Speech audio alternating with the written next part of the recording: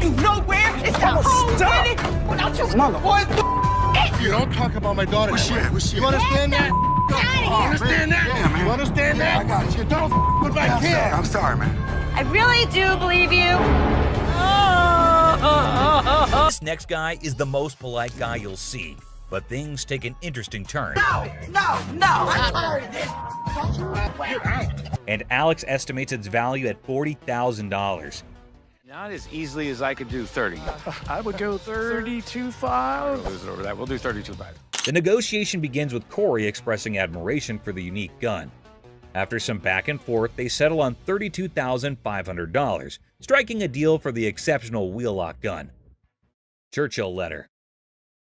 A historical dealer brings a Winston Churchill letter to the pawn shop. The seller's writing? Not so great. But hey, it's Churchill, and the drama begins. A quirky twist. Churchill wrote to a food writer about a paperweight from Benjamin Disraeli. The pawn shop team dives into the historical circus, paperweights and all. Enter Steve, the expert, unraveling the mystery of Churchill's signature. The magnification saga begins, complete with ink flow discussions and hilarious attempts to decipher the genius's handwriting. A surprise appearance by a 1968 Jack Kevorkian Volkswagen van shakes things up. The chopper deal is done, but now Churchill's letter gets a comedic price tag dance. Negotiations, magnifications, and laughs galore. The thing I do like about this is it's got the writing on it, and I would put the value at the high end of that scope, so probably about $1,500. The final act, the pawn shop owner, a smooth talker, bargains down to $1,200. The deals are sealed and everyone heads off with laughs, paperweights, and probably a newfound appreciation for historical handwriting challenges. I think 1,200 sounds good. All right, it's a deal. Thank you, Mr. Harrison. Meet you right over there. We'll do some paperwork. Goofball. Our tale kicks off with a grinning goofball strutting into a watch shop, exuding joy like he just hit the jack. Our hero, wide-eyed like a kid in a candy store, marvels, "Wow," treating it like a time-traveling marvel. But oh snap, it's tagged at a hefty $75. Cold, hard cash, not Monopoly money. Undeterred, our bold hero eyeballs another watch, a jaw-dropping $599. His face? Priceless shock. Unfazed, he blurts, "Yes, I want it!" Then comes the knee slapper. He pulls out a crumbled $2 bill. The shopkeeper holds back laughter, educates him. "That's $2,000, sir." You can practically see the gears in the guy's noggin spinning, desperately seeking a way out. "Anyone up for a cash exchange?" he suggests, madness twinkling in his eyes, for a victim of too many cartoons. In a wild finale, our hero with a mischievous grin hurls absurd insults like, "You're chunky with a giraffe-like neck." The bewildered shopkeeper calls in the guard. Enter the guard, booting out the funny guy, leaving the shop in stitches. Hey, have a good day. Big Mouth is hungry. Unexpected drama. Strap in for a wild pawn shop ride. A lady steals the spotlight, but surprise, Mr. Sneaky tiptoes in for a bear hug, sparking unexpected drama. Gasps echo as the leading lady jumps, but it's just a playful fella. Great day in American jewelry. Laughter erupts. Who knew a pawn shop could be a comedy club? In this 6-second snippet, the pawn shop transforms into a stage for unexpected antics, surprising and delighting in this unlikely comedy setting. Great day in American jewelry. What can I say? In the chaotic shop hustle, a dude flaunts a watch that could fund a small country. The shopkeeper, hungry for a bargain, attempts a haggling dance. But Mr. Watch Wizard wants stacks on stacks. I came over to sell a beautiful watch. Okay? Tell me a little about it. Cue the dramatic moment as the shopkeeper grabs him, yelling, "Hold up, time traveler!" Suspense builds as they investigate. Is it legit or a fancy imposter? Get ready for the ticking truth. So can you come back in about an hour? No problem. Perfect. I'll see you in about an hour. Thank you. Picture our man playing Sherlock, sneakily starting the girl checking the watch. Instead of screams, laughter erupts. A mischievous symphony until the fun police arrive. An authoritative figure sternly commands, "Stop right there." Giggles turn into awkward coughs. Lesson learned. Messing with the timepiece police is no joke. They keep the watch world in check. Somebody had it open. You can see how screwed up they made those screws. Someone did have it open? You can... Flirting? Imagine you're ready to pawn that chain, right? How about using your charm to score a sweeter deal? Remember Ashley? She had a customer smitten with a better offer. You're the first person I met when I first come here to this pawn shop. Yesterday, I come up here and I got my chain out. Now I got to pawn it again. How much you have it in pawn for before? Oh, I had it on 120. I was going to pawn it for 200. Do you want to take a look at it? Yeah. Just wait, my friend. What's the plan here? You and Ashley? Do you like BFFs? Now, from where this unconditional love stems, suspicion might be knocking at your door. I can't find her name in the system. You sure can keep a woman waiting. Well, here's the thing. I don't even see you in my system. So you lied to me? I do like you. No, you lied. I adore you. I appreciate would not that. lie to you. Whoa, that confession strategy is next level. But hey, reality's the ultimate plot twist, right? Plans in our heads versus the real-time remix don't always sync up. How much did you get on this? I get last time 120. Okay. I'll give you 130. Okay. All right, step on over. I think I've got a customer for life. It's good to see you. Nice to see you. 700 cockroaches. No shiny metal, no problem. Time for the quirky twist. Snag those cockroaches and hit the pawn spot down the alley. Who knew creepy crawlies could be the new currency? Hold the phone, folks. His eerie charm's catching on. They are Madagascar hissing cockroaches. Oh! Ew! Ew! Ew! Ew! Ew! Did you want to see one? No! Close it! Yeah, those gross goodies. He's got his sneaky secrets for that oddball offering. I was using them to feed my Savannah monitors. That is disgusting. How many do you have? If you pick one of these up, they're actually heavy because there's so many of them in there. I really do believe you. Seriously, bro, we're talking a buck a pop. Those things are tough to sell, even as giveaways. It's like offering a lifetime supply of, well, nope. You better take them back home. I wish I had somebody that needed them. Thank you very much. I'm sorry. I bought living creatures in the past. Cockroaches isn't in our repertoire, but the best thing about it, the look on Ashley's face, priceless. That was gross. We've got this episode where a heavily muscled individual made his way over to meet Les to complain about equipment he got from the store that got busted. Somebody bought this. This piece of junk I bought in here just a couple days ago don't work now. It's broken. What is it? Little ab lounger I bought here, man. Workout. In the midst of the pawn shop's hustle, a burly customer approaches Les with a complaint. He's upset about a busted piece of exercise equipment, an AV lounger purchased just days ago. Les, sticking to the store policy, explains that they can only provide an exchange, not a cash refund. Tensions rise as the customer vehemently rejects the idea of an exchange, demanding his money back. They can only hand over another item in place of the faulty one. If you had the receipt, I could give you an exchange. I could give you something. I don't want an exchange because it's probably going to be some again. How about you just get my money? As the disagreement escalates, the customer insists on a cash refund, dismissing the option of another item. Les faces a dilemma, stuck between policy and customer satisfaction. The clash intensifies as the customer becomes forceful in his demand for a monetary refund, setting the stage for a heated confrontation. Les could match him word for word without fear. Better be some money. Or what? Or what? There's going to be a problem. How about What that? kind of... Les, accompanied by his trusty companion Byron the Snuggle Bear, stands his ground. The customer challenges Les with threats of problems if he doesn't comply. Unfazed, Les maintains his position, asserting that the store's policy is non-negotiable. The heir becomes charged with confrontation as both parties refuse to back down. I don't need food. As things got super heated between Les and the customer, Byron tried to step in to calm the man down.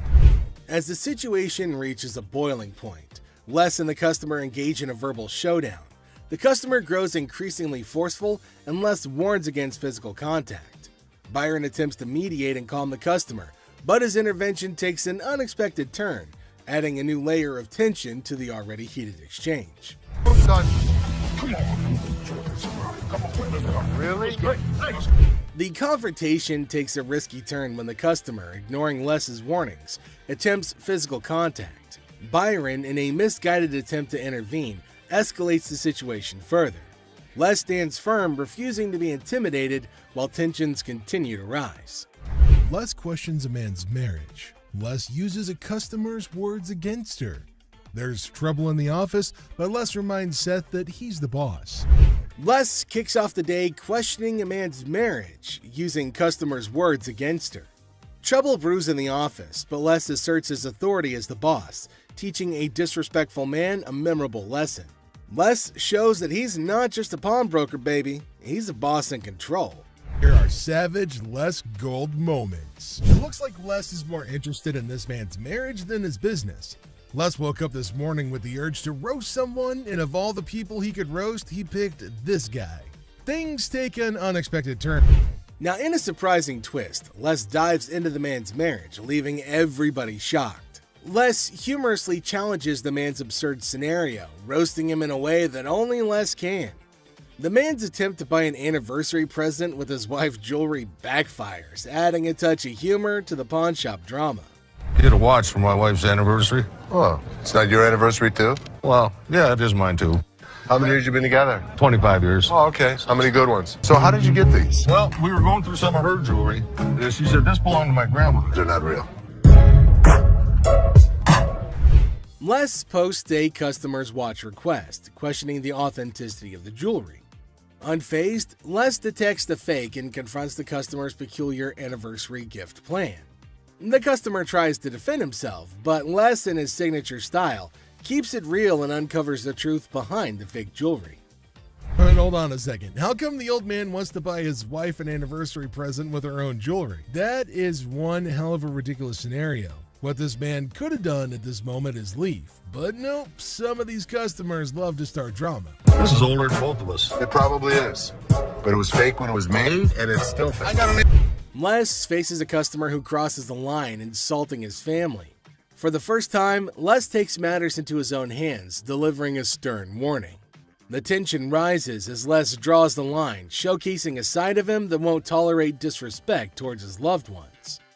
Yeah? Okay, I've seen your wife. Listen, mother, there's two things you don't talk about. What's that? My wife and my family. Oh, so here's the deal. For a moment, we thought... Two of you. Here's the deal. Get out of here, two of you. I'll hurt you guys so bad. Sure you will. Better get in the front. Sure you will. In a final showdown, Les lays down the law. With no patience left, he kicks the disrespectful customers out, warning them of dire consequences if they return.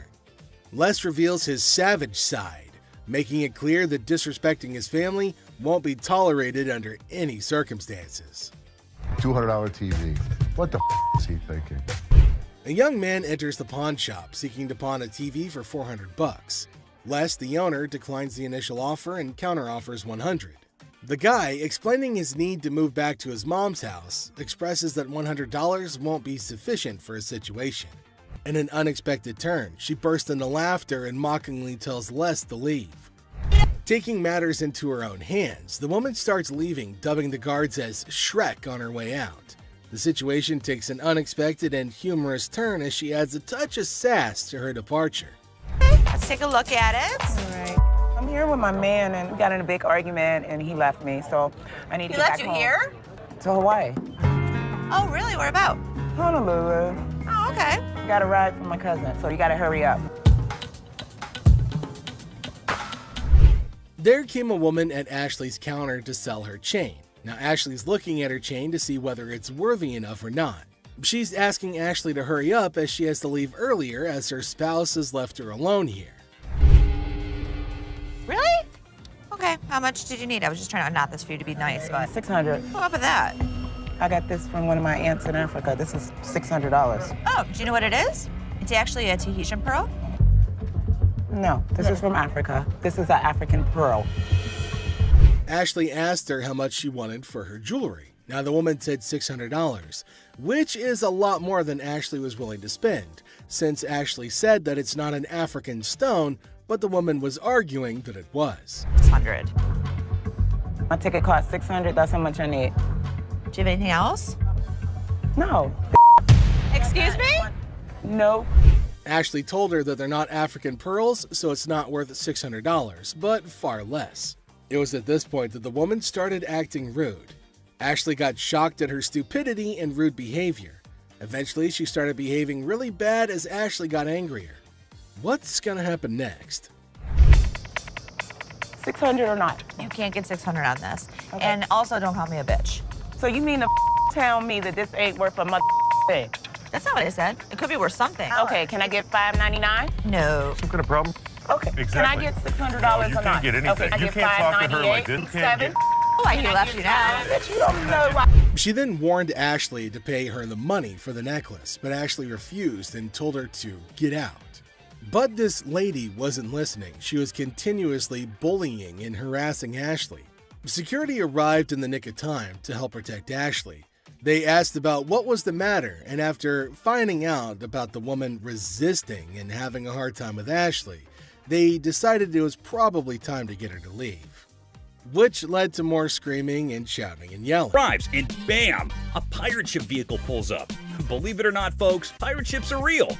How cool is that? Shiver me timbers. Let's dig into more detail. Buck's mischievous grin invited the pawn shop guy to inspect his street-legal pirate ship, leaving him in disbelief at the ship rolling on the road. Chumley, intrigued, joined Buck for a spin, both eagerly anticipating Rick's mysterious response. Buck, bursting with enthusiasm, showcased every detail, building suspense for Rick's impending reaction, creating a thrilling wait. Woo! I'm on a boat! What's up, ladies? As we explore the boat's details, prepare to be mesmerized. Buck's turned it into a luxurious entertainment-packed ship with TV and laser beams. Buck's living in a fantasy, folks. He bumped the price to $250,000, leaving Chumley stunned with a $100,000 offer. Bargaining ensues, but hold on. Rick's entering the scene. Things are about to get even more interesting, don't you think? No, that's bull. Whatever. Oh, sorry. $250,000 for a pirate ship? Buck storms off in anger, but if you're in the market, he's your guy. Ahoy, mateys! Now, speaking of high prices, would you consider a $5,000 spectacle? Mr. Vital tempts Corey and Chum Lee with a priceless 18th century onyx diamond and platinum flip spectacles. Who needs such luxury just to read? Ponder on that, folks. Hey, how's it going? Hey, what's happening? I've got something here which I think is pretty spectacular. A magnifying glass. No, it's better than that. Bam! That is 18th century Onyx. As Vital claims $5,000 for the Onyx specs, Corey and Chumley reconsider. Expected, right? Still stuck on the price? Time to move on. Corey seeks Rick's advice, and here's where it gets intriguing. Rick's jewelry expertise makes Vital's price take a U-turn, slamming down from $5,000 to a mysterious $700. Wonder what Rick knows. Probably 1920s, the whole Art Deco style. This was what was popular during the time period. Spectacles were probably first invented in the 13th century. This made Vital get really disappointed. Actually, that disappointment is acceptable, isn't it? The bargaining continued, and at last, at $850, Rick walked away as Vital stood disheartened. Does this help Rick or Corey or Chumley to negotiate better? Cheers. Thanks. You sure about that? Yeah, I'm sure. All right, I'll meet you down over here at the counter. All right, appreciate it. Antiques. Antiques are quite breathtaking and valuable. It does offer us millions and billions of cash, only if it's authentic. Let's meet a guy who tries to sell a fake 1888 Perseus and Pegasus statue by Emily Pacall. Who isn't fascinated by the great Greek mythology? The fables and morals are indeed captivating. One morning, a gentleman approaches Rick with an 1888 Perseus and Pegasus statue by Emily Pacall. Rick is astounded in seeing that artifact and claimed that if that's an original, it is indeed worth thousands. Wow, can you imagine, folks? One day you have a valuable artifact, the next second you have an I'm rich kind of moment. Something worth imagining, right, guys? How you doing, gentlemen? Oh, pretty good. I have a bronze statue I like to sell. Do you know much about it? I don't know what to tell you about that. The man listens patiently to Rick's captivating mythology theories and facts. Moments of calmness pass, but then the atmosphere shifts. Rick drops a bombshell. The artifact isn't an original, but a recast. Things escalate before you can guess, and even security hovers on the edge. Dramatic, isn't it, folks? 1930s, died around 1915. He did a lot of mythological stuff. It escalated way too fast, and the man was done and stormed off the place cussing Rick and the other men. People were surprised, but it was a regular day for Rick. Rick's life is quite adventurous and fun, isn't it, guys? Let's research more about Rick's day-to-day meetings, shall we? Photographs are said to be the doors to the past. We live ourselves through photographs again and again. But what if the photographs are made to lie or to make money? Isn't that point of view interesting? Let's meet a man who uses the photograph of great Abraham Lincoln and Mary Todd Lincoln to make $1 million. On a pleasant day, Rick gets a potential seller who's going to surprise him and us all with his possessed item and the strange demand. Good. So here we go. Gorgeous. Supposed to be Abraham Lincoln and Mary Todd Lincoln. Chumley grows suspicious of the Abraham Lincoln and Mary Todd Lincoln photograph. Surprising? Not really. Rick steps in, emphasizing the need for a master's eye before sealing the deal. Confusion ensues, prompting Rick to call in Maureen, an expert. Maureen declares the photo illegitimate, sparking tension between Rick and the seller. Spicy, right? Now, the absurd unfolds. The seller demands a whopping $1 million for the photograph, leaving the crew and us, the audience, utterly speechless. The man has left us hanging. What's really going on here? In 10 years. Honest to God. I know, you think this is worth $1 million? Isn't that correct, guys? Anyways, Rick didn't encourage the guy, which led to the repercussions between them. He took the big leap and faded away from the scene of action. Is greed an important factor in this, or are the sellers genuine in their prices? A lesson for you guys. One shouldn't be dumb enough to be this greedy. Prizes will walk through that door. Today we've got Seth bringing in something that's blowing everyone's mind, and boy is he in for a shock.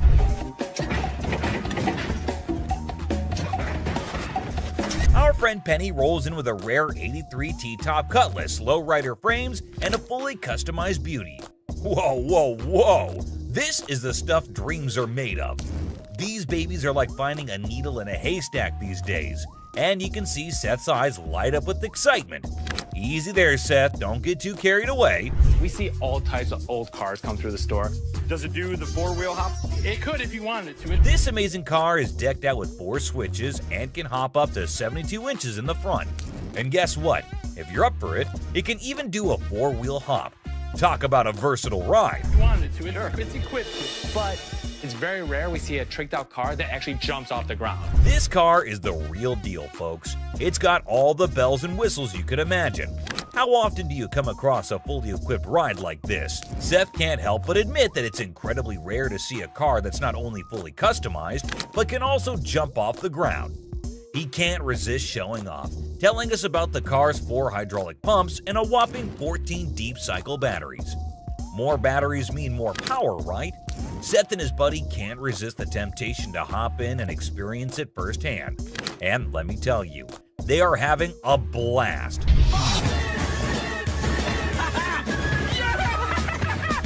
Now, Seth really wants this car, but he wants it at the right price. Penny, on the other hand, is hoping to fetch $12,000 for it. Will Seth bite the bullet and make the deal? Well, here's the twist. How about $4,000?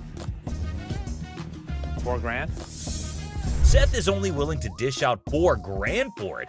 Whoa, talk about a huge drop. You can see the disappointment on Penny's face. He explains that he spent $4,000 just on the paint job alone. After some negotiation, Penny agrees to settle for $10,000. But Seth tries to push it further, offering $7,000. You know he wants it. It's very rare we see a tricked-out car that actually jumps off the ground. Penny, being the wise guy he is, doesn't take the deal. In the end, they part ways on good terms. Well, folks, let's hope Penny finds another buyer who's willing to meet his price for this fully customized car. It's always a thrill to see unique items like this in the pawn shop. And who knows what will come through those doors next. Stay tuned for more pawn shop adventures. But here comes another gem-filled day at Les's Pawn Shop. Who knows what other surprises await us in the future? Stay tuned, folks, because the adventure at Les's Pawn Shop is far from over. Hold on to your seats because this next guy is about to unleash some of the rarest goodies on the market. 5, 6. Brace yourselves. But wait, it gets even better. He pulls out this kit from Paramount Studios, which is a seriously impressive piece in his collection. To give to radio station to run ads for the show. It's an authentic set that was sent to a TV executive when Deep Space Nine first hit the screens. Now that's some next level stuff right there. You can't help but appreciate the sheer coolness of it all. Here's the catch though. All this awesomeness comes at a price. Business clash. A dramatic drama unfolds as Mark, introducing himself, seeks business from the owner. Tension builds with background music, setting the stage for unexpected confrontations. Clearwater, Florida, but I have family up here in Northville, and we're starting a towing company, recovery, impounding. Mark pitches his towing business, convinced it's a better venture. The owner, unimpressed, rejects the offer, leading to a clash of perspectives and business philosophies. Well, things happen. We don't have that problem because we have fences around the building. The owner dismisses Mark's proposal, asserting control over his domain. Well, I'm going to give you some paperwork to sign. I wouldn't sign anything because I don't need your services. The comedy irony emerges as Mark persists, unaware of the futility of his attempts to sway the determined owner. The owner bluntly shuts down Mark's pitch, labeling it a shakedown. Listen. No, you listen. You are not coming into my business and trying to shake me down. The dialogue becomes increasingly heated, with the owner refusing to entertain the supposed business opportunity. What would you call it? I call it a business opportunity. I'm not interested. Mark's exit is met with firm warnings from the owner. The situation ends humorously with a comment on Mark's nice car, injecting a light note after intense confrontations. I'll be back. If I were you, I wouldn't come back. Whatever. The gym brawl. So, watch this hulking bodybuilder guy, all muscles and bravado, strutting into a pawn shop with this wrecked workout thing that looked like it went through a blender. He was like a peacock on protein, thinking he set up a magic muscle worm. The shopkeeper, a guy with a face as serious as a freshly waxed dumbbell, raised an eyebrow at the smashed-up widget on the counter. Hey man, I need to talk to somebody about this. This piece of junk I bought in here just a couple days ago don't work now, it's broken. Check out this masterpiece, our bodybuilder buddy declared, pointing dramatically at his broken workout thing. It's so messed up. I swear it's doing reverse squats by itself. The shopkeeper, squinting at the wreckage, deadpanned. Reverse squats, huh? Must be the newest gym craze.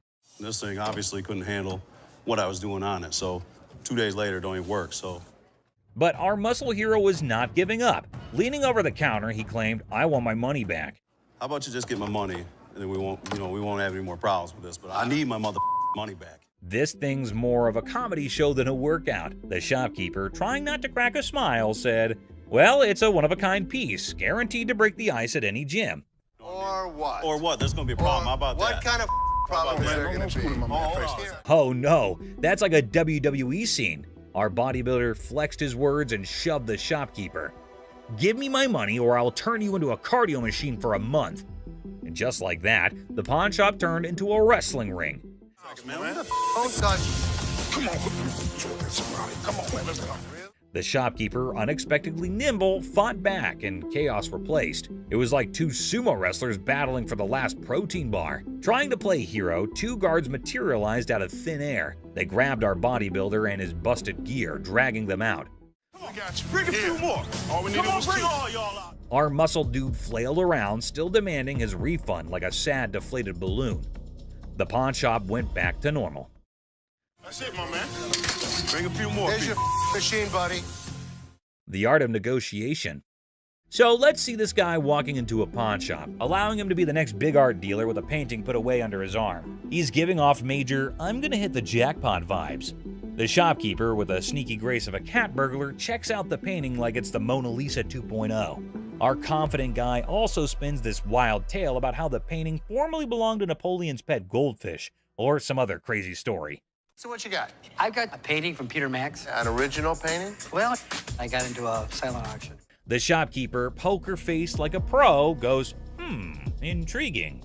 You can virtually see dollar signs in his eyes as he dreams of making a fortune. Now comes the big moment. Confident guy bravely says, "I want $3,000 for this masterpiece." Let's see if she can close a deal. Yeah, what is the bottom line? 3,000.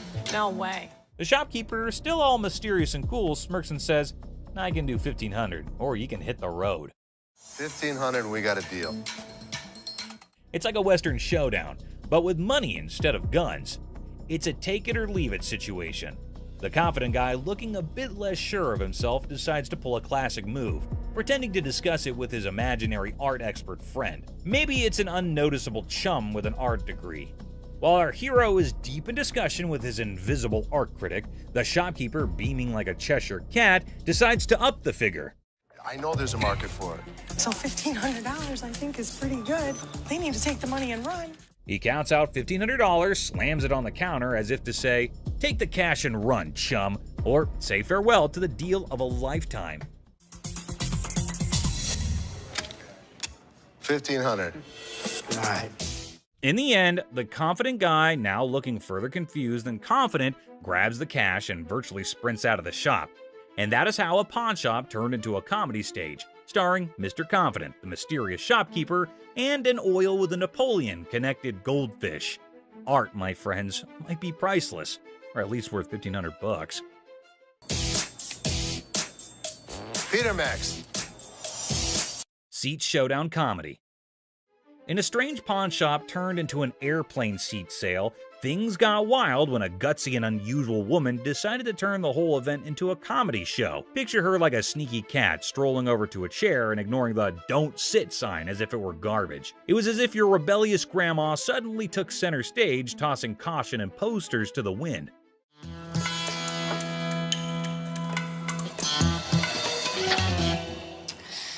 Then in comes the lady running the shop, armed with politeness and a simple request for the lady to give up the seat. Little did she know she was about to get into a funny showdown with our cool and calm customer. The woman, looking super confident and mischievous, said, "Just let me be," treating the chair like her personal throne. Okay, these are for sale. We don't have like a trial and error. Okay, well, I'm not trying to buy them. I'm just trying to try them out. As if that was not funny enough, the secret guards jumped into the blend. The shopkeeper, determined to bring order back, tried nicely to get the bold woman out of her comfy spot. But our fearless main character was not having it, bravely declaring, "You cannot make me move." And what you can do is leave me the alone. Okay. Yeah. Then comes the guard trying to lift her off the seat. Suddenly, there's a big scene. The woman, now a pro at making a show, indicted the guard of bothering her and indeed threw in the surprise of claiming it was sexual harassment. The pawn shop turned into a stage for a solo performance, with our main character making up the script on the spot. No, thank you. You No, you can get your hand off. Get your hands off of me. Get your hands off of me. But the comedy did not stop there. Wanting to leave with a bang, our leading lady dramatically fell to the bottom, blaming the confused guard for pushing her. The shop, once a place for buying and selling, turned into a theater for a funny play where reality and silliness conflicted in the most hilarious way. Girl, You pushed me. What? I didn't touch You Did I pushed touch it? me. And just like that, the woman in the pawn shop left everyone. Guard, shopkeeper, and onlookers scratching their heads, wondering if they had just witnessed the craziest pawn shop show ever. I'm not going anywhere. Do whatever you want. And we can have a And speaking of flirting, this next customer is on a whole new level. She's got a necklace in her possession, so she's not showing up empty-handed. But here's the twist. She's actually here for Ashley, or something else. Could it be her sneaky way of striking a deal with the pawn shop? She's got a good personality, and she's so sweet. Oh, snap. That's the thing, guys. A lot of people pull off scams like this. And let me tell you, the way this woman starts behaving with Ashley is just downright bizarre and idiotic. But hey, let's not waste any more time on the theatrics and get down to business, shall we? Look that up? Yeah, I got a good price.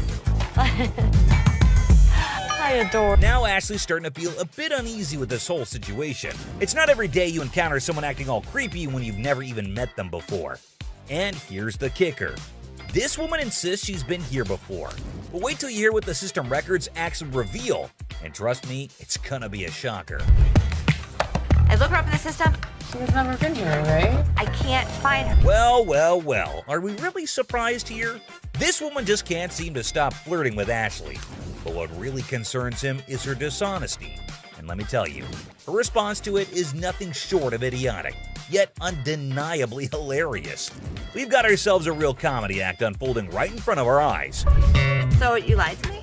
I do like you. No, you lied. Now, I can't help but wonder if she was just playing her cards to seal the deal, or if she genuinely had a thing for Ashley. Either way, she managed to strike a deal, and now she's out of Ashley's hair. Mission accomplished, I suppose. Now back at the pawn shop. And this time, we have a surprise because we've got a whole cast of characters in here today. Check out this lady starting off all cheerful and friendly, saying hi to the folks at the front desk. But out of nowhere, she does a complete 180 and turns ice cold. What's her deal?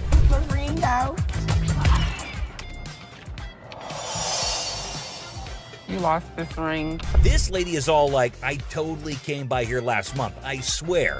But guess what? The computer ain't lying, my friends. The receptionist straight up told her that her precious ring is nowhere to be found. And you know what? It's on her. If she really cared about that ring, she should have shown up way sooner to claim it. But she didn't, so tough luck, I guess. You didn't bring it last month. You brought it 4 months ago. Now this lady is totally losing her marbles, you know? I mean, it's kind of dumb if you ask me. She should have just remembered where she left her stuff. But no. Instead, she's going off like some chatty old grandma, non-stop yapping about it. Give me my motherfucking ring and let me see a manager in this bitch. I'll get you a manager in this bitch. Oh boy, we've got a real character on our hands here. This lady just won't accept any responsibility, I tell ya. Hey lady, newsflash. It's your job to remember, not his. This is where she's really taking the cake and acting like a complete idiot. And get this, she starts pointing fingers at poor Les, blaming him for this whole mix-up. You got me f***ed up. Well, no, you got yourself No, up. you got. Can you believe it? I mean, come on, lady. It's clearly your fault, not his. Thank goodness for that bodyguard who swiftly stepped in and removed her from the scene. I gotta say, it's giving me secondhand embarrassment. Just look at the unending drama.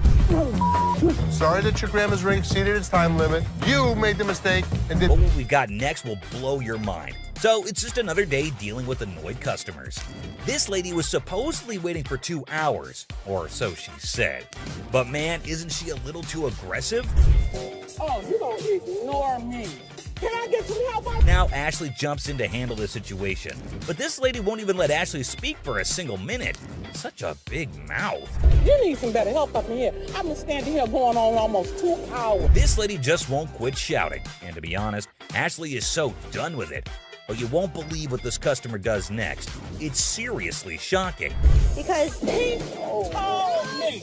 Excuse me. Seriously, what kind of lady does that? I get that she's mad, but why resort to getting physical when the manager is talking calmly too? Well, Les totally turned her down because it's just not worth that much. And this lady couldn't handle it, I suppose. You won't believe what she does next. Seriously shocking stuff. This customer walks in claiming she's here to get back the stuff she pawned off. But guess what? Buy. Not pawn. They were buy. Turns out she didn't pawn anything. She straight up sold it off.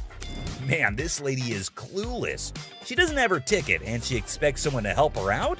Seth tries to intervene, but it's pointless because this woman just can't grasp the fact that without the ticket, there's nothing anyone can do. If you bring me the ticket, I'd be more than happy to take care of it for you. I need my.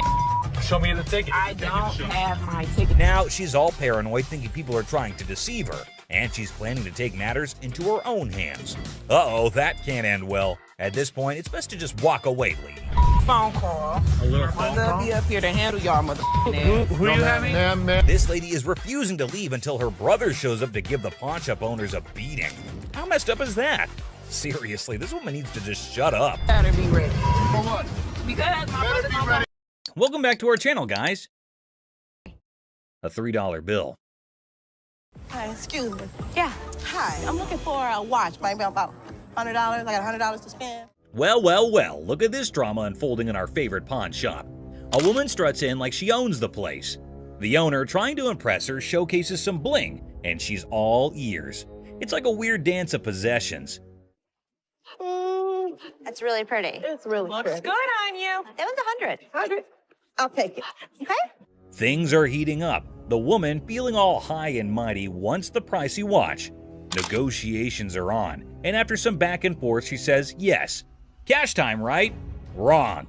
Now we add tax on that. It's gonna be 106. All right. Here. Hold up, the plot twist is here. She pulls out a gift card worth $100 and thinks she's the queen of the pawn palace. The owner's face? Priceless. She's like, lady, are you serious? These are not our gift cards. What would you call it? It These says are- preferred customer. No, snap. The owner ain't buying it. He accuses the gift card of being faker than a $3 bill. Trauma alert. The woman's in denial, insisting it's legit. This is better than a soap opera. Fly $100 on it. That is not our gift card. And now, ladies and gentlemen, we've got a full-blown showdown. The owner versus the woman. It's like a bad reality show. She's trying to swipe that card. He's not having it. Cue the verbal fireworks. Okay, I'm not about to lose, Hold on all one right? second. Let me explain this I'm to her. not about to lose. I want the watch, turn around and swipe. The tension is thick, and so is the irony. The woman's yelling, the owner's smirking. It's like a comedy sketch gone wrong. This fight is going in circles, and I'm here for it. You the ugliest two sisters I've ever seen in my life. Finally, someone with common sense. The owner kicks her out like he's escorting a misbehaving guest from a party. She's asking for directions like she's lost. Well, she kind of is, lost in her own questionable choices. I'm gonna get my money. Hey, Byron, show her where the money's at. My money. He's gonna show you where the money's at. As she's thrown out, she's hollering about fraud and wanting her money back. Lady, you tried to pull a fast one, and now you're left with nothing but echoes of your failed scam. Better luck next time, or not. Go ahead. Man, they took my money, man. Somebody want $100? Penguin generator guest. Well, folks, here we're witnessing a bizarre episode at the local electrical supply store. A guy waltzed in reassembling a penguin on a skateboard. Hammer. The bullet flies out this way. The second seller is utterly perplexed by the gun desk, questioning its practicality. He's pondering who would buy a tiny desk with a hidden firearm. Meanwhile, the buyer's probably thinking, well, it's the perfect desk for a high-stakes game of hide-and-seek. The other thing is, I don't know how old this thing is. The seller delves into firearm logistics, explaining the pre-1898 loophole and the concealed weapon twist. Meanwhile, the buyer's probably regretting not majoring in antique desk forensics. Okay, it's one to have a gun, but now you have a concealed weapon because it's a hidden gun. Have you had it apart? Yes. The seller navigates the murky waters of antique gun regulations. The buyer, eager for a legal loophole, contemplates turning the gun desk into a non-threatening relic. Antique fire drama at its finest. Thanks for bringing it in. Oh, you're welcome. I really wish I could have bought this because the odds of another gun desk coming in here are slim to none. Super Bowl ring. Walked into the pawn shop like a Super Bowl champ flaunting a ring fit for the football gods. The seller's dreaming of a touchdown deal at $22,000. But he's ready to settle for $19,500 because even champions negotiate in the end zone. I'm looking to get anywhere from like $22,000 to $21,000 for the ring, but if $19,500 was to hit it, I'd take it. The seller got the ring from a forgetful wide receiver deal. It's from Super Bowl 39, and despite the shop owner's dislike for the Patriots, he acknowledges their success. An issue with the ring's mark is noted. If this Super Bowl ring is the real McCoy, it's worth tens of thousands of dollars. But a hand-engraved manufacturer's mark just doesn't seem right to me. The pawn shop worker, with a quirky habit of hoarding Super Bowl rings, scrutinizes the suspect engraving on the Patriots ring. The seller's mid-20s price tag meets skepticism as the shop owner delays, realizing this ring's authenticity quest might need more detective work than expected. I'm gonna have to get somebody in here because it just doesn't look right. I want to do a little bit more research, so we'll get this thing figured out. The seller's nervous about the big bucks, defending the ring's authenticity with player credibility. The pawn shop worker, still skeptical, calls in an expert, and in walks Jeremy, the ring detective, ready for some bling investigation. Now, rings that are given to players are far more valuable than if they're given to a front office staff member or something. The expert, dropping knowledge on the 04 Patriots ring, relishes Eagles' losses. He educates on the ring's bling, emphasizing player rings' value, and highlights the counterfeit struggle.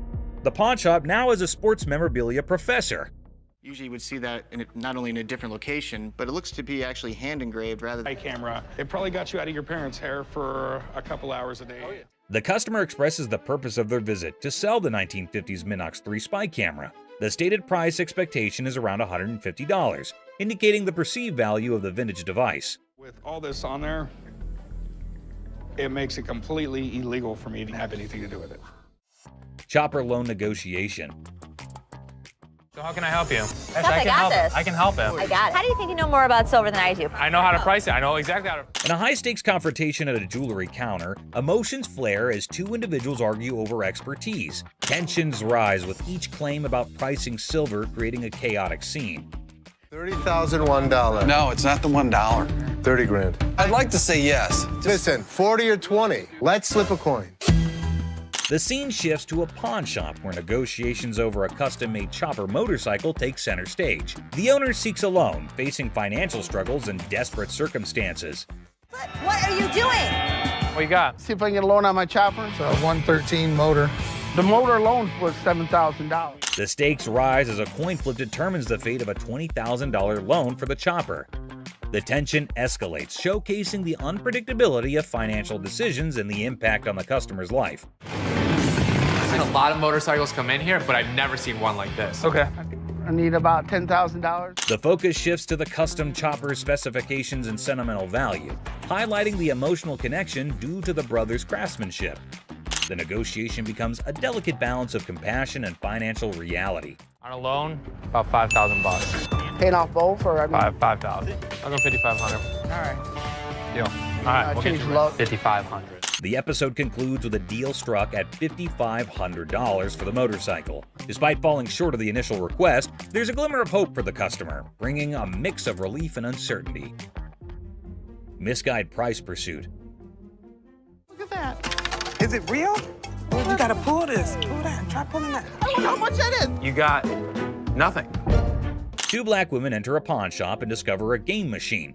Excitement turns to disappointment as they realize it's for entertainment only, not for winning real prizes. This is a toy. That's a toy. It's a toy. This is here for the You're the manager? I'm the manager. Nice. You're not gonna get anything. The atmosphere intensifies as the women express their displeasure, demanding a prize from the machine. The situation escalates and the guard steps in to address the misunderstanding. Let's go out. Well, just keep walking, man. Keep walking. Don't tell me what's going on. Come on. Y'all out of order. The conflict peaks as the women continue to argue for a manager's intervention. The guard ultimately expels them from the pawn shop, concluding the incident. Bubble. $2,500. How much did you pay for it 10 years ago? $3,500. A pawn shop encounter unfolds as a customer eyes a bubble hockey game. Negotiations kick off with the customer seeking $2,500, but the pawnbroker questions the value. Under $1,000. Maybe we work out a little game. Winner gets the Agreement settles at $1,000, and the seller agrees to the deal. And you sure this is like real and everything? Yeah. But you're sure they're real? 110%. Concerns about authentication arise, with reassurance that the trunks are genuine.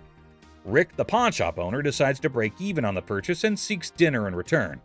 I'm gonna go look at stuff I understand. I thought you might want to put this back in your collection. Absolutely. It was my first WWE Championship match, and I won the Tag Team Championship. Titus O'Neil makes a surprise entrance at the restaurant, sharing the backstory of the trunks and their historical significance. The emotional reunion adds a personal touch to the transaction. We bought them for $1,000, so if you just let me break even and give me dinner, I'm good. Got me a little black bag and everything. Look at that.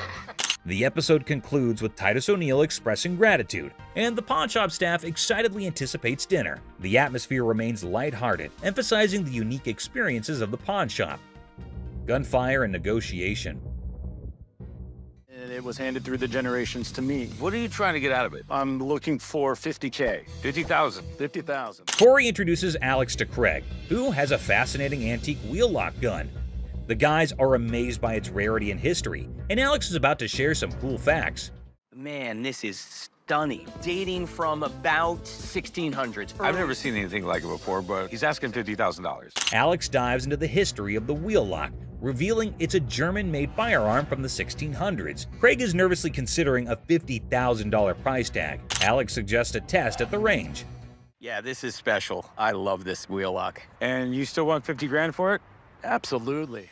After research, Alex discovers that the gun belonged to a Prince Archbishop's personal guard. The guys head to the range for a nerve-wracking but successful test, and Craig's asking price is discussed. Nice! What do you think it's worth now? I think it's $40,000. In a quirky twist, Corey notices devil emoji targets for a gun designed to protect a Prince Archbishop. The gun fires impressively, and Alex estimates its value at $40,000. 32 bucks. The negotiation begins with Corey expressing admiration for the unique gun. After some back and forth, they settle on $32,500, striking a deal for the exceptional wheel lock gun. Churchill letter. A historical dealer brings a Winston Churchill letter to the check. Somebody had it open. You can see how screwed up they made those screws. Someone did have it open. You can see. Business clash. A dramatic drama unfolds as Mark, introducing himself, seeks business from the owner. Tension builds with background music, setting the stage for unexpected confrontations. Clearwater, Florida, but I have family up here in Northville, and we're starting a towing company, recovery, impounding. Mark pitches his towing business, convinced it's a better venture. The owner, unimpressed, rejects the offer, leading to a clash of perspectives and business philosophies. Well, things happen. We don't have that problem because we have fences around the building. The owner dismisses Mark's proposal, asserting control over his domain. Well, I'm going to give you some paperwork to sign. I wouldn't sign anything because I don't need your services. The comedy irony emerges as Mark persists, unaware of the futility of his attempts to sway the determined owner. The owner bluntly shuts down Mark's pitch, labeling it a shakedown. Listen. No, you listen. You are not coming into my business and trying to shake me down. The dialogue becomes increasingly heated, with the owner refusing to entertain the supposed business opportunity. What would you call it? I call it a business opportunity. I'm not interested. Mark's exit is met with firm warnings from the owner. The situation ends humorously with a comment on Mark's nice car, injecting a light note after intense confrontations. I'll be back. If I were you, I wouldn't come back. Whatever. The gym brawl. So, watch this hulking bodybuilder guy, all muscles and bravado, strutting into a pawn shop with this wrecked workout thing that looked like it went through a blender. He was like a peacock on protein, thinking he set up a magic muscle worm. The shopkeeper, a guy with a face as serious as a freshly waxed dumbbell, raised an eyebrow at the smashed up widget on the counter. Hey man, I need to talk to somebody about this. This piece of junk I bought in here just a couple days ago don't work now, it's broken. Check out this masterpiece, our bodybuilder buddy declared, pointing dramatically at his broken workout. The shopkeeper is squinting at the wreckage, deadpan. Reverse squats, huh? Must be the newest gym craze. This thing obviously couldn't handle what I was doing on it, so 2 days later it don't even work, so. But our muscle hero was not giving up. Leaning over the counter, he claimed, "I want my money back."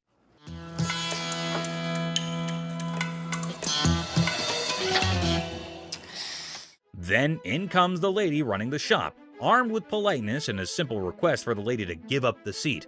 Little did she know she was about to get into a funny showdown with our cool and calm customer. The woman, looking super confident and mischievous, said, "Just let me be," treating the chair like her personal throne. Okay, these are for sale. We don't have like a trial and error. Okay, well, I'm not trying to buy them. I'm just trying to try them out. As if that was not funny enough, the secret guards jumped into the blend. The shopkeeper, determined to bring order back, tried nicely to get the bold woman out of her comfy spot. But our fearless main character was not having it, bravely declaring, "You cannot make me move." And what you can do is leave me the alone. Okay. Yeah. Then comes the guard trying to lift her off the seat. Suddenly, there's a big scene. The woman, now a pro at making a show, indicted the guard of bothering her and indeed threw in the surprise of claiming it was sexual harassment. The pawn shop turned into a stage for a solo performance, with our main character making up the script on the spot. No, thank you. No, you can get your hand up. Get your hands off of me. Get your hands off. But the comedy did not stop there. Wanting to leave with a bang, our leading lady dramatically fell to the bottom, blaming the confused guard for pushing her. The shop, once a place for buying and selling, turned into a theater for a funny play where reality and silliness conflicted in the most hilarious way. Girl, You pushed me. What? I didn't touch. Did I touch you? And just like that, the woman in the pawn shop left everyone. Guard, shopkeeper, and onlookers scratching their heads, wondering if they had just witnessed the craziest pawn shop show ever. I'm not going anywhere. Do whatever you want. And we can have a staring contest. Joe Sofa Saga. In a pawn shop full of weird and wonderful things, not giving up, the man confidently sat on the couch, comparing the dirt on it to his shoes. With a serious face, he said, "I'm pretty sure my shoes are cleaner than this thing." He even tried to make a deal, $200 for the not-so-great couch. Nasty one. The line between funny and awkward was getting blurry. We had a reupholster and I gave it to Ashley. Is that right? Yeah. Is that your daughter? That's my daughter. She must be nasty too. Comic pawn shop confrontation. Okay, a man is coming towards the shop. Wait, what? Is he coming to have something from the pawn shop? The man asking about her daughter means how creepy it is. Hello. I need to pick up some stuff from my daughter. Is it in pawn? Yes, ma'am. Laughter begins. Everyone around, we've got a pawn shop revolution on our hands. Stay tuned and remember, in the pawn shop chaos, sanity reigns supreme. Good luck, brave souls. That's not. Clueless heist hijinks. Well, howdy there, folks. We've got a Lone Ranger in the pawn shop, sipping on his secret drink like he's the king of mystery. Little does he know, he's the star of a hidden camera show. Talk about being clueless and camera shy. Hold your horses. Looks like our man might be plotting some grand heist, doing his best Sherlock impression. He's scouting the joint, probably trying to find the perfect spot for his not-so-genius plan. But wait, he's still in the game. What on earth is he searching for in the pawn shop? Maybe lost treasure for his car keys? The suspense is killing me. Oh dear, he's now at the other counter. This fella is like a headless chicken wandering around without a purpose. Somebody give him a map or a snack at least. Buckle up, folks. Our wannabe detective just upgraded to a full-blown thief. Watch him waltzing around planning the perfect crime, and bingo! He pulls off a smooth exit, leaving the scene like he just won a game of hide-and-seek. Hold your belly laughs, our genius thief is back on camera, sneakily hiding his loot in his trousers. Smooth moves, my friend, smooth moves. And there he goes, strolling out of the pawn shop like he's won the lottery. Thinks he's the mastermind of the century, leaving behind a trail of stolen goods and a whole lot of laughs. What a character. Antique computers. Have a good day. You man. Wonderful. Thank you so much. You too. Two tech-savvy grandpas strut into a pawn shop, seeking a fortune for antique computers. Instead, they're hit with a vintage rejection. Bastards, you can't give me a When one grandpa clumsily breaks a computer, he pulls a move straight from the sitcom handbook. Accidental comedy at its finest. Now you could have that. Put it in the Oops, one grandpa accidentally smashes a computer, blaming the seller. He theatrically tosses it toward the dumpster, thinking it's a mic drop moment. The seller, the true comedy connoisseur, chuckles at the failed dramatic exit.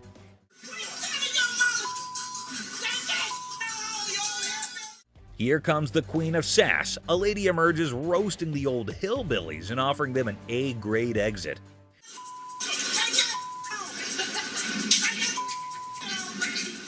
She declares her reign over Detroit toughness and leaves them pondering a future career in comedy security.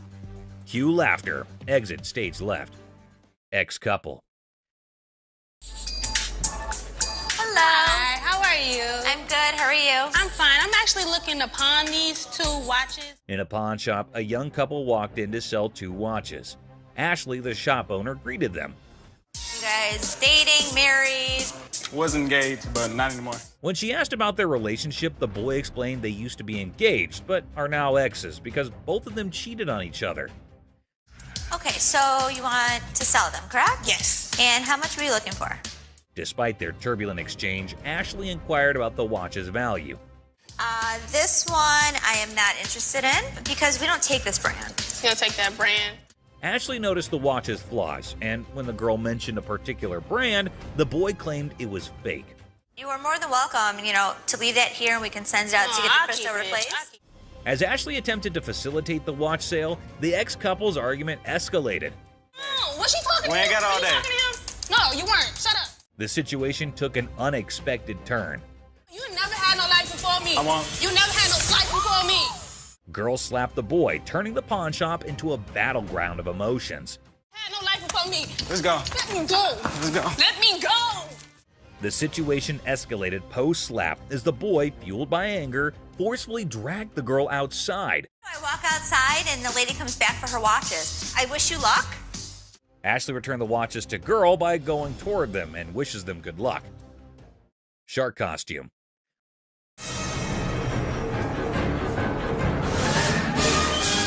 A fantastic character, half man, half shark, enters a pawn shop. Yeah, I'm a professional mascot during the daytime. At night, I'm a dancer. Claiming to be a daytime mask guy and a nighttime dance sensation.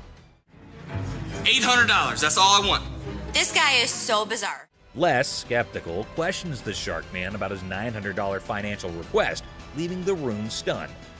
Don't they have those in Halloween costume stores? Les dismisses an awesome shark costume as a Halloween costume, but Rick takes it on, turning the pawn shop into a makeshift underwater comedy club, despite Ashley's rejects due to an unpleasant odor.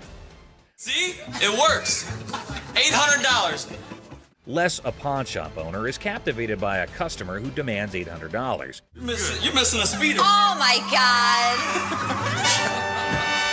But when he reveals his naked self, Les's jaw drops. Hey, where's Ashley going with the naked guy? Tom, between amusement and disbelief, Les performs the quickest eviction in pawn shop history, leaving the customer high and dry. Ching Chong TV. Girlfriend's about to fly back home without me. I have no money. It's the only way I'm gonna be able to go. Right. I want $200 for it. 200 for that? A hat-wearing kid strolls into a pawn shop, hoping to score $200 for his TV. The seller, feeling frugal, counters with a generous $15. What brand is that? Ching Chong. The boy, trying to lighten the mood, drops a Ching Chong brand joke, turning a place into a comedy club for skeptical sellers. 200 for that? Yeah, never gonna happen. 13-inch TVs are selling for $15. Our persistent TV peddler keeps pushing for more cash for his 13-inch Marvel, but the savvy seller sticks to his guns at $15. Come on, please. I don't want to get stuck in a tray. The boy, desperate to impress his TV-loving girlfriend, gets sadder than a clown without his makeup. Girlfriend's about to fly back home without me. I have no money. It's the only way I'm gonna be able to go. Right. I want $200 for it. 200 for that? The seller, unamused, directs him out, ensuring love won't cost him more than $15 today.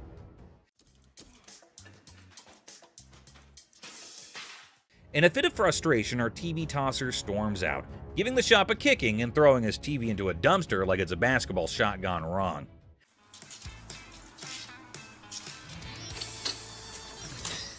The seller, shaken but not stirred, mutters, "Idiot," and commands him to exit.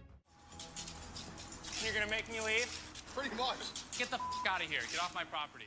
Asserting his control over the TV-tossing theatrics. It's a dumpster-diving comedy masterpiece in 3 acts. Brain, not brawn. I got a loan on my wife's ring. Yeah? And when I first started coming here, I got a VIP card. I got more on the loan.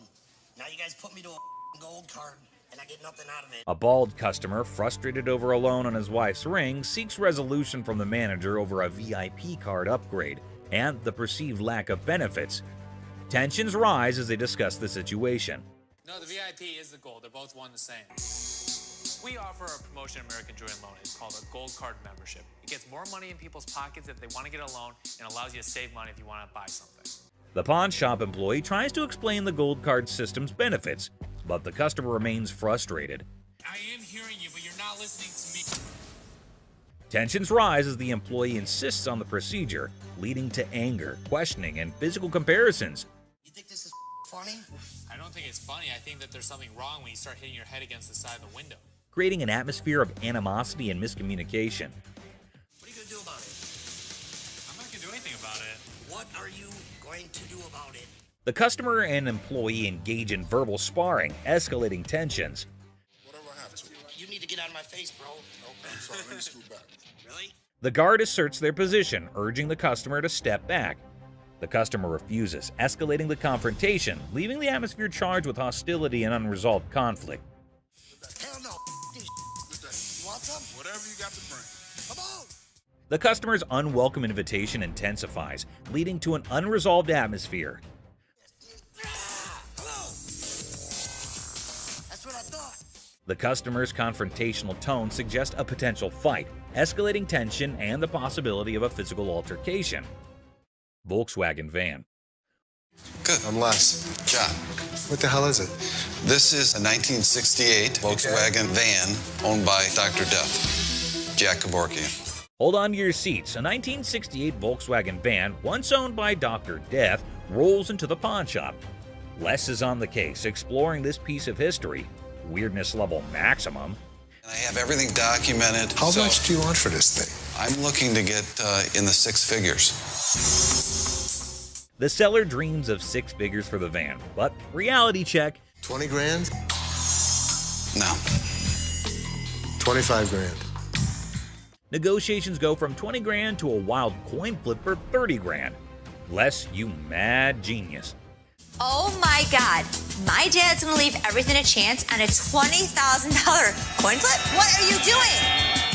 Seth and Ashley can't believe Les's coin flip antics. He's risking 20 grand just for a chance at 30 grand.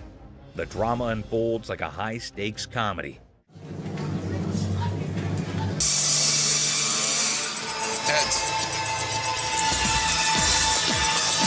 Heads. Les, you wild card.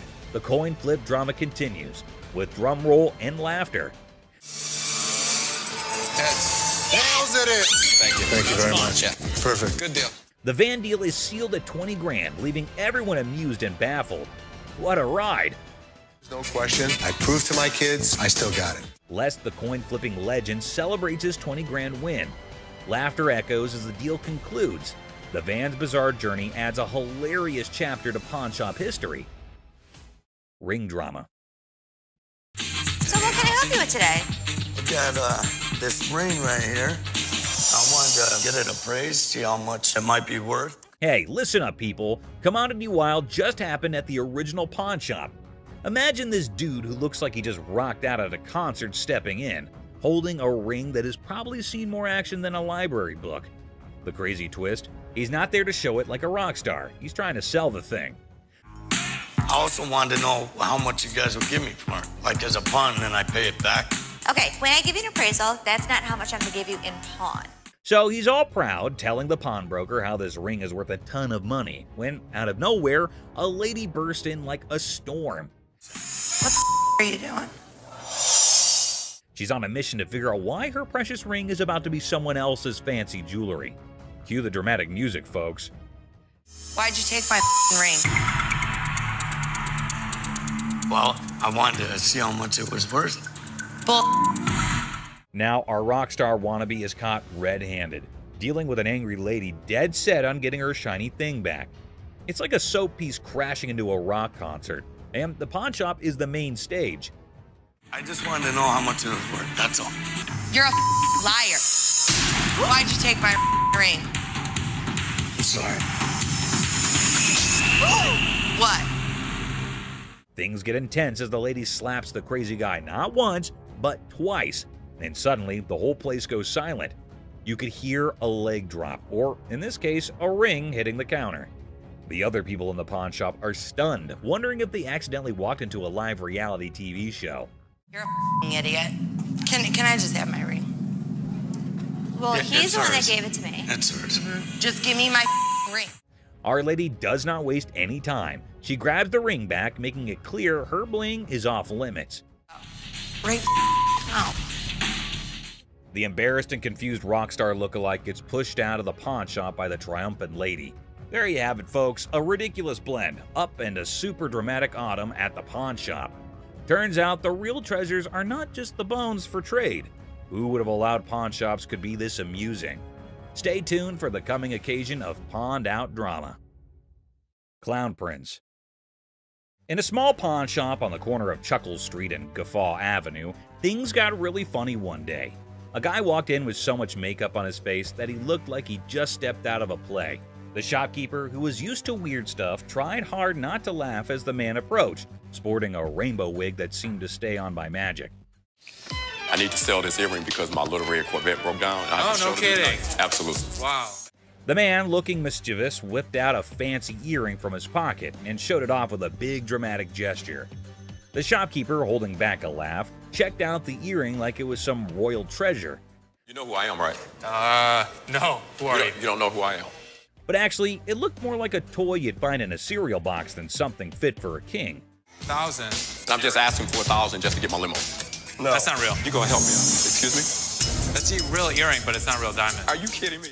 Ignoring the fact that the earring was probably fake, the guy started dancing like he was the star of his own circus. Prince, right? Prince, absolutely. Wow.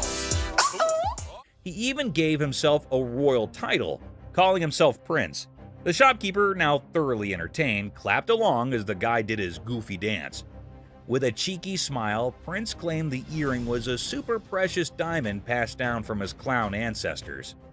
The shopkeeper played along, giving praise to this pretend royal jewel, while secretly thinking it would make a great prop in a comedy act.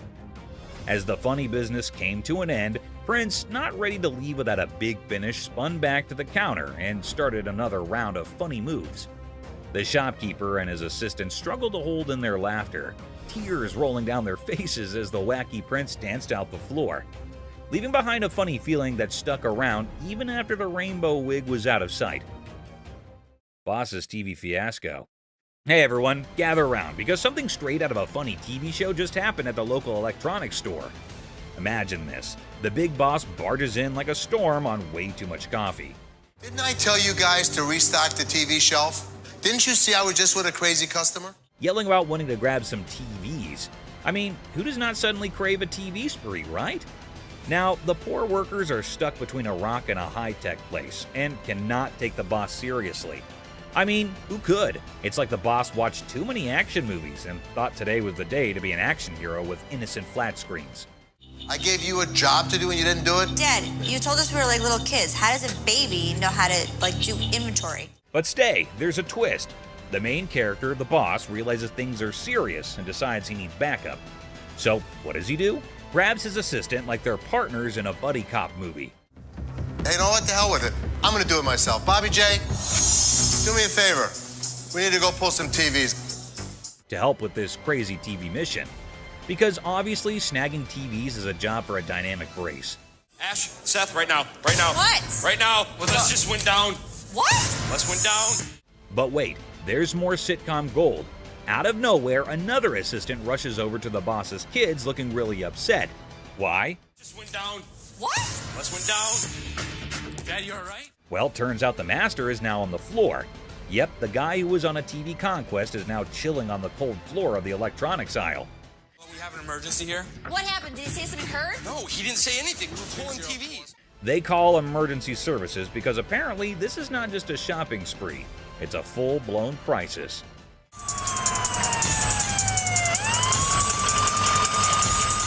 And then comes the ambulance. The daughter dramatically points at the approaching rescue vehicle, as if it's the hero cavalry coming to save the day.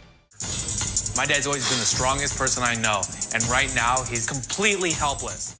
I can nearly hear the wacky sitcom music playing in the background.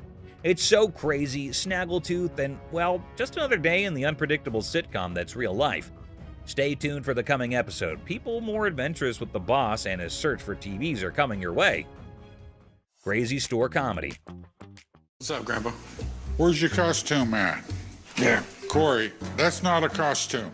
In a super silly store, there's this hilarious pair that could out-funny any comedy show. Watch this, an old grandpa wearing a hat that is seen way too many times, with a black band covering one eye. Right beside him is his son, with a hairband that seems to have its own crazy magnetic pull. A mix of colors that should not make sense on air.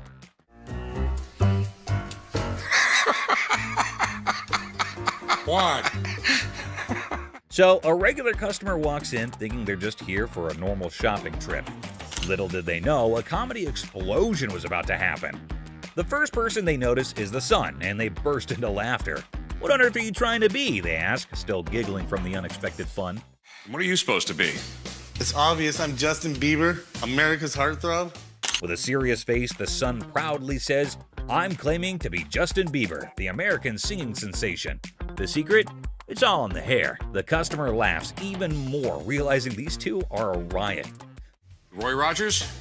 I'm Rooster Cogburn from True Grit. But the real comedy star is Grandpa, strutting around like a rooster king. Feathery hat, confident crowing, he is turning heads. The customer, almost out of breath from laughing, asks, "What is your grandpa pretending to be?" Slightly holding back laughter, the son answers, "He is the legendary Rooster Kern. Shows up once in a lifetime to make people laugh." Go yourself. Antoine, what are you supposed to be? The world's biggest baby. Just when effects seem crazy enough, another character appears. A guy dressed like the world's biggest baby. The customer, nearly crying from horse laugh, realizes they have hit the jackpot of comedy. In this shop of customer craziness, laughter is the currency. These funny characters are the kings of comedy, making everyone laugh and showing that occasionally the best service is the one that comes with a big dose of funny. Pawn shop riddles. Look how stupid this question on Pawn Stars is. In this hilarious rant, the speaker dissects a seemingly absurd question about fake items in a pawn shop. A over 1,000, B over 5,000, or C over 10,000. The logic behind the options A, B, and C is dissected with comedic frustration. Well, if the answer's C, the answer's also A and B. Because if it's over 10,000, it's also over 5,000, it's also over 1,000. The speaker expresses disdain for the question, claiming that if the answer is C, then A and B are also correct. I mean, most of the shit that comes into the pawn shop has got to be fake. They've been in business for years and years and years. The absurdity of the question and the presumed obviousness of the answer are highlighted. God, what a stupid question. The speaker ridicules the question's simplicity, asserting that there's no way to get it wrong. The tone is sarcastic as they emphasize the lack of challenge in the question. Anticipation builds as the speaker eagerly awaits the genius-revealed answer. The expectation is set for a straightforward solution to the seemingly senseless question. The speaker's reaction is a mix of frustration and amusement as the answer confirms the over 10,000 scenario. The comedic exasperation with the question's lack of complexity is evident. That's all for our video. We hope you liked it. Please comment, like, and subscribe. Don't forget to hit the notification bell for more videos like this. Share it with your family and friends. See you next time.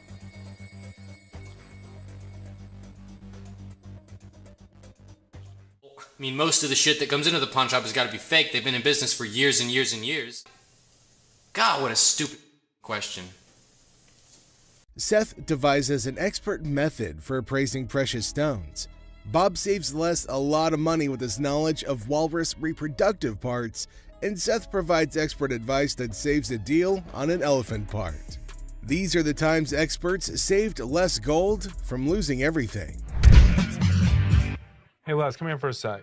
So people are coming in, pawning their stuff that they know is fake. They're not coming back for it, and we're stuck with it. Are you kidding? Test this piece out. We test a lot of gold. We always use nitric acid. So I'm gonna do some homework. I mean, this is... No, this is sickening. We're losing a lot of money.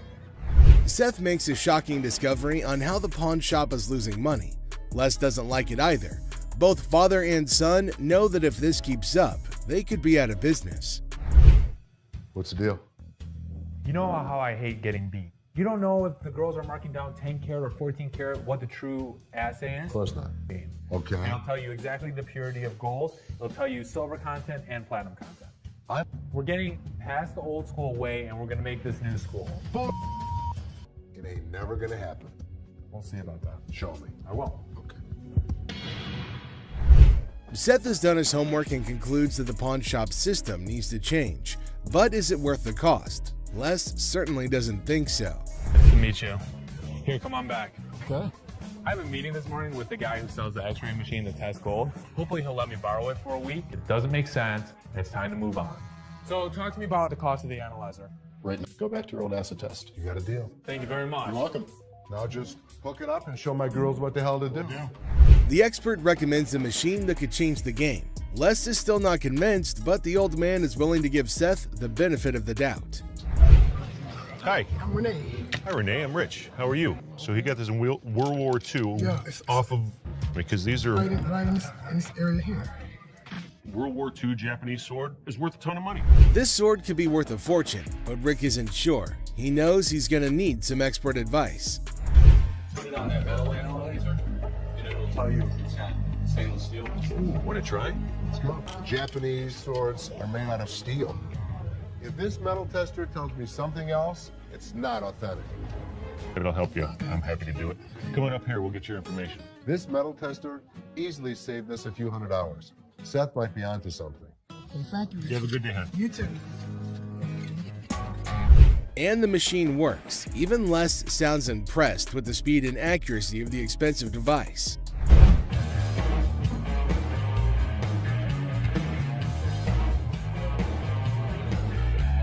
So was I right? You know, sometimes I have to admit, you made the right call. Okay. Good work, good work. Keep it up. Les doesn't mind losing a bet to his kids, especially if it earns him more money. I'm here to sell my collectible Amazing Fancies issue, and it's 24 karat gold and sterling silver, and Stan Lee's autograph as well. This is all original casing and stuff. There's only been like 1 or 2 that's been sold since like 2000. So I don't want it, because it doesn't match anything I have at our apartment. Can we talk about this woman though for a minute? Why would you be in this relationship? I don't want to take this from this guy. Bobby J? No. A guy brings in a really interesting piece to the store at the behest of his controlling girlfriend. Ashley only wants to focus on business, but Bobby J is quite bothered about the customer's relationship. Unfortunately, it's not 24 karat gold. Oh, it's not? It's plated, which decreases the value a lot. Let me ask you this. What else have you had to get rid of? Nothing else. The only reason... The kid's miserable. He's scared to death to say anything. We should have helped him. You can't have this. You can't do that. Would you ever do that to somebody?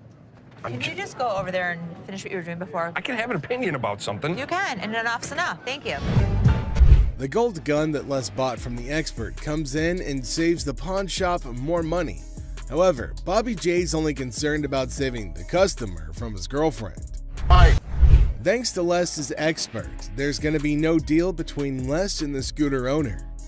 I'm Crystal. Crystal, very nice to meet you. This is Ashley. How you doing, Ashley? Hi, how are So, what you got? I have these bag of stones that I found out of my grandmother's house. She just passed not too long ago. Oh, really? I'm sorry. I'm just trying to get enough money for her funeral to do what I have to do. Let me have, you know what? My gem expert is coming in this afternoon to look at a few pieces. You know what? If you want to leave these with us, I'll have him take a look.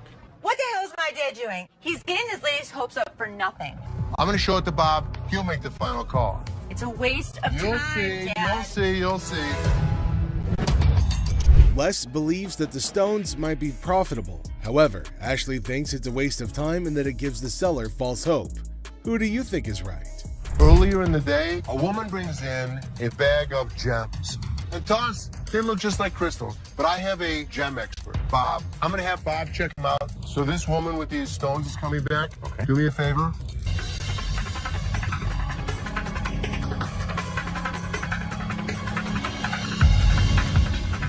These are nothing.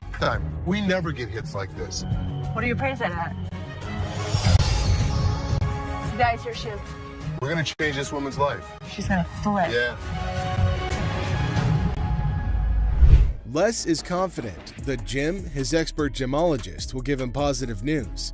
This time, Les's instincts are right on the money. You're going to change her life. This could change her life right here. Okay, here we go. Oh my God. So, you're in hard times right now, right? I don't even know how to break this news. $10,000. Oh my God, are you serious? Congratulations. Thank you. Thank you. Thank you. All right. My God, guess what? They just gave me $10,000 for grandma jewels.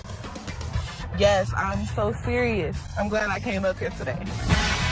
The woman gets more than she expected, but if Les gave her $10,000, just imagine how much he would make for the precious gem. These are Walrus peni. Walrus. Penises. Why? I'm pretty sure I'm right in line with what you can find on the internet. $600 each for those, and $600 for them. There is no way I would take less than $500 for those a piece. Correct. Just wouldn't do it. Let me just go look. Two customers come in with some of the weirdest items you'll ever see on the show. Les has to take a second to understand what he's dealing with. Yeah, you're 100% right. How the hell did you know about that? Holy Bob. He's really proficient in anything that's hard. Yeah, I mean, this is it. My guy knows about these things. Right. Make us an offer. Thank you so much. Thanks for coming in. Bob is an expert on all sorts of things, including the reproductive parts of a male walrus, for some reason. The expert really saved Les a lot of money with his odd knowledge. Skull of an elephant. Really? It's very unusual. It's very unusual. How did you get it? My best friend had it, passed away, and I inherited this one. It's where the tusks were. I understand that. It came from Africa? Yeah, right. Well, I So- can promise you nobody's ever brought in an elephant skull, ever. That I can Little tell you. unique. How about 500? Nope. 500, I'll take it back. Throw it in my family room, even though my wife don't want it there. How about 12? How about 5,000? That's as low as I'm gonna go. It's definitely elephant season for Les, but will he be inclined to own this piece of an African elephant? Let me talk to my elephant expert. Africans are more expensive than the Asian ones. Africans are. So you don't really want to lug it back home, do you? No, I don't. So 600, 700. I believe he'll put it in his own personal collection. It'll have a decent home. You are? Thank you. 51, 2, 3, 4, 5, 6, and 7. Thank you. Thank you. Les consults with his expert, and then he uses that advice to close down a good deal for the pawn shop. Robert Ashley, the deal expert, finds a customer with a car seat missing its base. Can Ashley make a deal, or will it turn into a funny situation? Ashley faces a funny moment. A customer wanted a Chilla scarf, but it's really just a bunny. Get ready for a wild time. So in walks this dude looking like he just stepped out of a heavy metal concert. Tattoos everywhere, face carved up like he had a disagreement with a razor blade. He's all like, hey, call me the devil. Seriously? Who does that? But hey, anyway, nice to meet you, Lucifer. Then he drops this bombshell. He's 2,500 years old. Seth's like, dude, you got me beat. Finally, someone older than my dad. But here's the kicker. He wants to swap his gold for some cash. Says money's the root of all evil. Yeah, buddy, you're really living the stereotype. 2,500 years old. Great. I finally got to meet somebody that's older than my dad. So how can I help you today? I want to get rid of this gold. Money's the root of all evil. This guy might take the cake for the weirdest guy that has ever walked through the store. How much you want? I could have gotten $650 for this stuff if I melted it down and sold it to my refinery. How about 500? Can't do it. Saying $50 profit in this thing. So they're haggling. Seth offers 650, he wants 610, and they're dancing around like it's a satanic tango. But alas, the devil doesn't always get what he wants. Cue the sad violin. I guess we don't have a deal. So there Seth is, trying to make a deal with the devil. And he's all like, I want cash for my gold, and Seth's thinking, sure buddy, let me just grab my holy water. But seriously, with the negotiation, Seth offers him 650, he wants 610, and they're doing the demonic dance of the dollars. But in the end, no dice. No deal with the Prince of Darkness today, folks. Sorry, Satan. Maybe next time, bring a better pitchfork. Hi. Hi. I'm Ashley. I'm Nana. Nana. I called up here and I got an estimated price, and they told me that I could get 400 for these. You called up here and got an estimated price. Who'd you talk to? Nicole? Nicole. Over the phone? Yes, But ma'am. we don't see them over the phone. She's lying. Can I see your merchandise? You need to come in. You need to evaluate your earrings. We need to test them. Ashley introduces herself in a bubbly tone. Now Nana barges in, claiming that she was promised $400 for her 3-carat diamond earrings. She accuses Nicole of lying about the offer. Ashley calmly explains they need to evaluate the earrings in person. Nana demands $400 but gets offered $185 instead, triggering her outrage. Where Nikki at? Nikki. Nicole. Well, which is it, Nicole or Nikki? Listen, it's real diamonds. All I know is I need my 400. All right. So what you're saying is you're not gonna give me that $400, right? No, I'm not. And you're not gonna come in here demanding money from me. Nana insists on the $400, but Ashley stands her ground. Nana's frustration peaks and she frantically searches for Nikki, accusing everybody of disrespect. Chaos ensues as Nana's volume rises, demanding her mother money. Ashley remains composed, but Nana's confusion and persistence escalate the situation. I am because that's what I called for. And they told me that they was gonna give me $400. Now where the is Nikki at? Where the is Nikki at? Nikki! What? No, Nikki! Where this bitch at? She all of a sudden darted away from me, started screaming for Nikki. It was like a bat out of hell. Where this bitch? I don't need nobody to escort me out this bitch. Oh, y'all. Okay, have a good day. And kiss my ass. Keep walking. Bye. Nana. You bitch. Oh, you mother. Give me a headache. Nana's outburst intensifies and she demands respect while causing a scene. Ashley calls for her removal, leading to a heated exchange. Nana storms out, hurling insults and leaving everybody exasperated. The encounter ends with Ashley lamenting Nana's departure, causing a headache in her wake, leaving the pawn shop in peace once again. Ashley encounters a customer who expresses interest in a horse that she saw last week but couldn't afford. The situation ends with some confusion and disbelief. The dealer passionately argues the item's value, escalating it to a humorous threat of going deaf. Now the playful banter reaches its peak with creative insults like chunk and band try. The situation makes us wondering if this is a sales pitch or a comedy routine. Continue not to go smoothly for Ashley as she faces the wrath of an impatient customer. Despite her attempts to redirect, the customer insists on bypassing the line. Now Ashley, cornered by absurdity, attempts to salvage the situation with humor and fails miserably. Hi. How you doing? Good, how are you? This like Churchill to you? How much did you spend? Do you remember that? There was a lot of cash, a lot of money. Okay. I didn't sell you this. You sold me this. Ashley faces a furious customer. The customer, seeking a chilla scarf, discovers that he's been bamboozled with the bunny instead of the luxurious chinchilla that he desired. Grip? It's not a handshake, it's a ton of cash. Do you have your receipt? I don't have a receipt.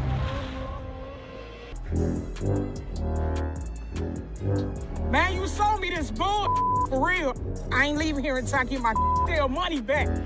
Bunny right there. I wish this bunny would just... See this? Look at it. It's flying through the... As the drama unfolds, Ashley denies the accusation, stating the chilla is actually a bunny.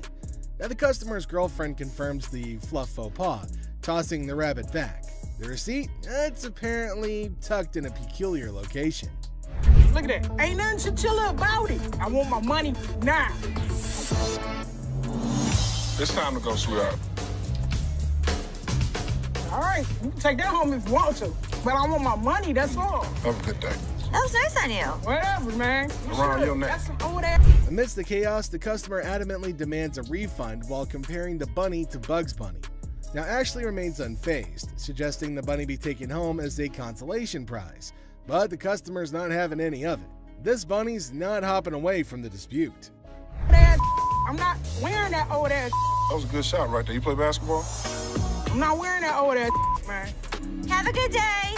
You too. I want my money. Man, I spent good money up in this bitch. Why you so violent, girl? Go on up out of here. Try to be nice to you. Now you're gonna leave it? You wear that. In a final showdown, tempers flare and Ashley bids adieu to the irate customer, but not without some sass and a failed attempt to pawn off an old scarf. The customer exits empty-handed but full of fury, leaving Ashley to ponder the quirks of pawn shop life. Ashley the manager. Ashley reveals that she is the manager, leading to a heated exchange. The customer insists on $500, using forceful language, but Ashley stands firm, refusing to tolerate demands. Reflect on the Detroit rock scene, mentioning ZZ Top's enduring presence.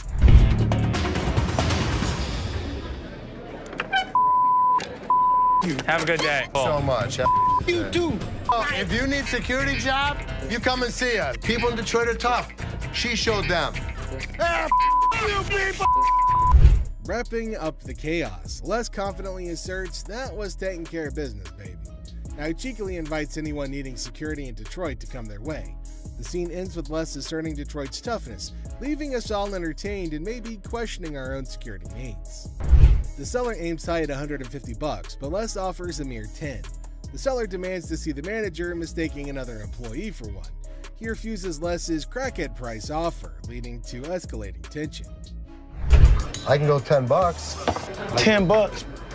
$10, yeah. The seller refuses to budge until he gets his $150. 35. I really don't need nobody. Just gonna be me. Let's go, bro. Things get heated really quickly. Hey, nah. This man, get off me. Think I'm playing with y'all? There you go, a little bit put. Y'all, I want y'all to help me out. The situation. Too heavy to carry. This customer persistently pleads for help, emphasizing her dilemma. Now, despite her persistence, Ashley can't comply due to the missing base. The customer's escalating frustration, highlighting the humor of the situation. Ashley, Seth, and Karen to the office, please. Ashley, Seth, and Karen. So I got the results back from the secret shopper. Taking care of this customer. What is the first thing you see? 3 rings on the showcase. That's not allowed. Right. So 1 item out at a time. Now let's fast forward. Told somebody that you'd come back. I said I'd send somebody over. But nobody ended up coming over. Les, the silver-haired sultan of secondhand, calls his court jesters, Ashley and Seth, to the throne room. Apparently, he had a secret shopper, Ava, visit the pawn shop, and the results were not the best. Ashley and Seth exchange nervous glances, wondering if Les is going to unleash his legendary roar or just some good-natured pawn. That you'd come back. I said I'd send somebody over. But nobody ended up coming over. Now, how about this one? Wait till I show you this. I yawned. In front of a customer? Maybe that happened one time out of like maybe the past 20 years that I've been here. That particular day. Les unleashes his claws. He throws Bobby under the bus for displaying 3 rings at once, a cardinal sin in Lesland. Then he tears into Seth for taking too long to help a customer, accusing him of being slower than a pawnbroker on vacation. Ashley, sensing an opportunity, crosses her arms and silently whispers, "Uh-oh, somebody's feeling the heat." Look at how Linda took care of this person. This would run you $1,700 here. That's the best way to go. Look at how he's showing the television set. In Steve's report, and let me show you who got a 98 out of 100. Karen. Look at the way that she's handling the customer. I'm so happy I was able to help you today. 98. Les shifts his focus, showcasing the shining examples of Linda and JP. Linda, the Diamond 9 diva, expertly appraises a watch, while JP, the tech titan, demonstrates a TV with the enthusiasm of a kid on Christmas morning. Ashley takes a mental note, scribbling, "Be more Linda, less Seth," on her pawn-shaped notepad. 98. The most important thing that we have to offer is customer service. You could learn something from me. A rose near 2 thorns. Les, I'm just doing my job. I'm very proud of you. Les reveals the ultimate scorecard. Karen, the customer service queen, scored a perfect 98.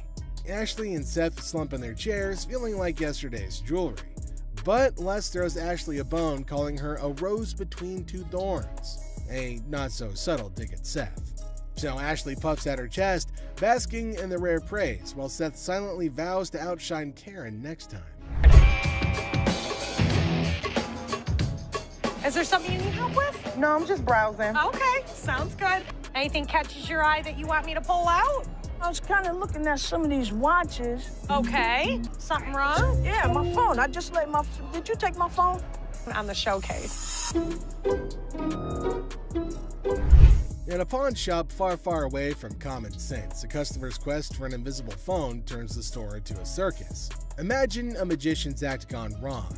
Now add grumpy customers and confused employees. It's a comedy of errors where the only thing missing is the phone that everybody's looking for. Look, I ain't crazy. Damn it, I just let my phone there. Yo, you better get off because get the manager. You own another customer in the store. You have got to get out. Y'all, please, listen. Crazy. As chaos reigns supreme, the invisible phone saga transforms into a slapstick showdown. Consider a scene from a stupid action film, but with canes instead of firearms, and insults flying quicker than a swarm of birds. It's like a sitcom on steroids, with each character competing for the title of most absurd performance.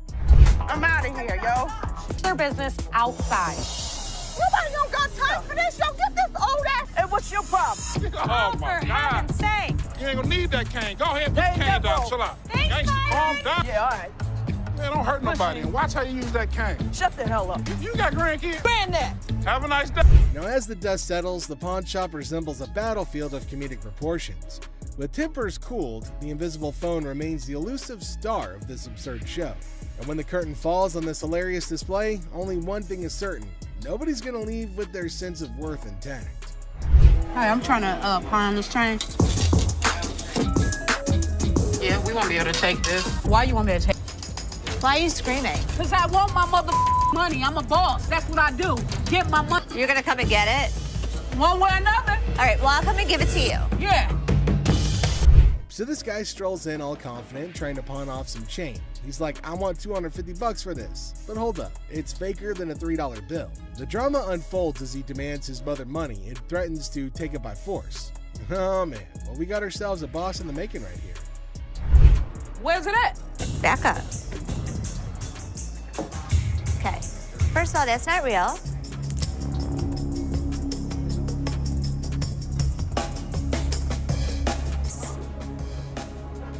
What? Do you want me to let you pawn your watch for $250? Here comes round two. The guy's still clinging onto that delusion, insisting that it's real bling. However, they're not having any of it, threatening to remove him if he doesn't turn down the volume. But at least he's willing to compromise. Now, will he finally accept reality, or is he going to keep shouting his way to nowhere? I'll take the 250. Wow. Changing a tone now. Yeah. Want to follow me this way? Thanks for helping me. Oh, take a look at that. The guy finally got a soft spot and finally ready to see reason. 250? Yeah, sure. Talk about a change of tune. And with that, he's off to his next journey. Hey, how you doing? Hi, how are you? I'm all right. My girlfriend, she came up here and she got rid of my Xbox 360 and I came up here to get it back. She got rid of your Xbox? Yeah, we got into an argument and I woke up and it wasn't there. So I called her and I asked her where was it at and she told me it was up here. So I just came up here to get it back.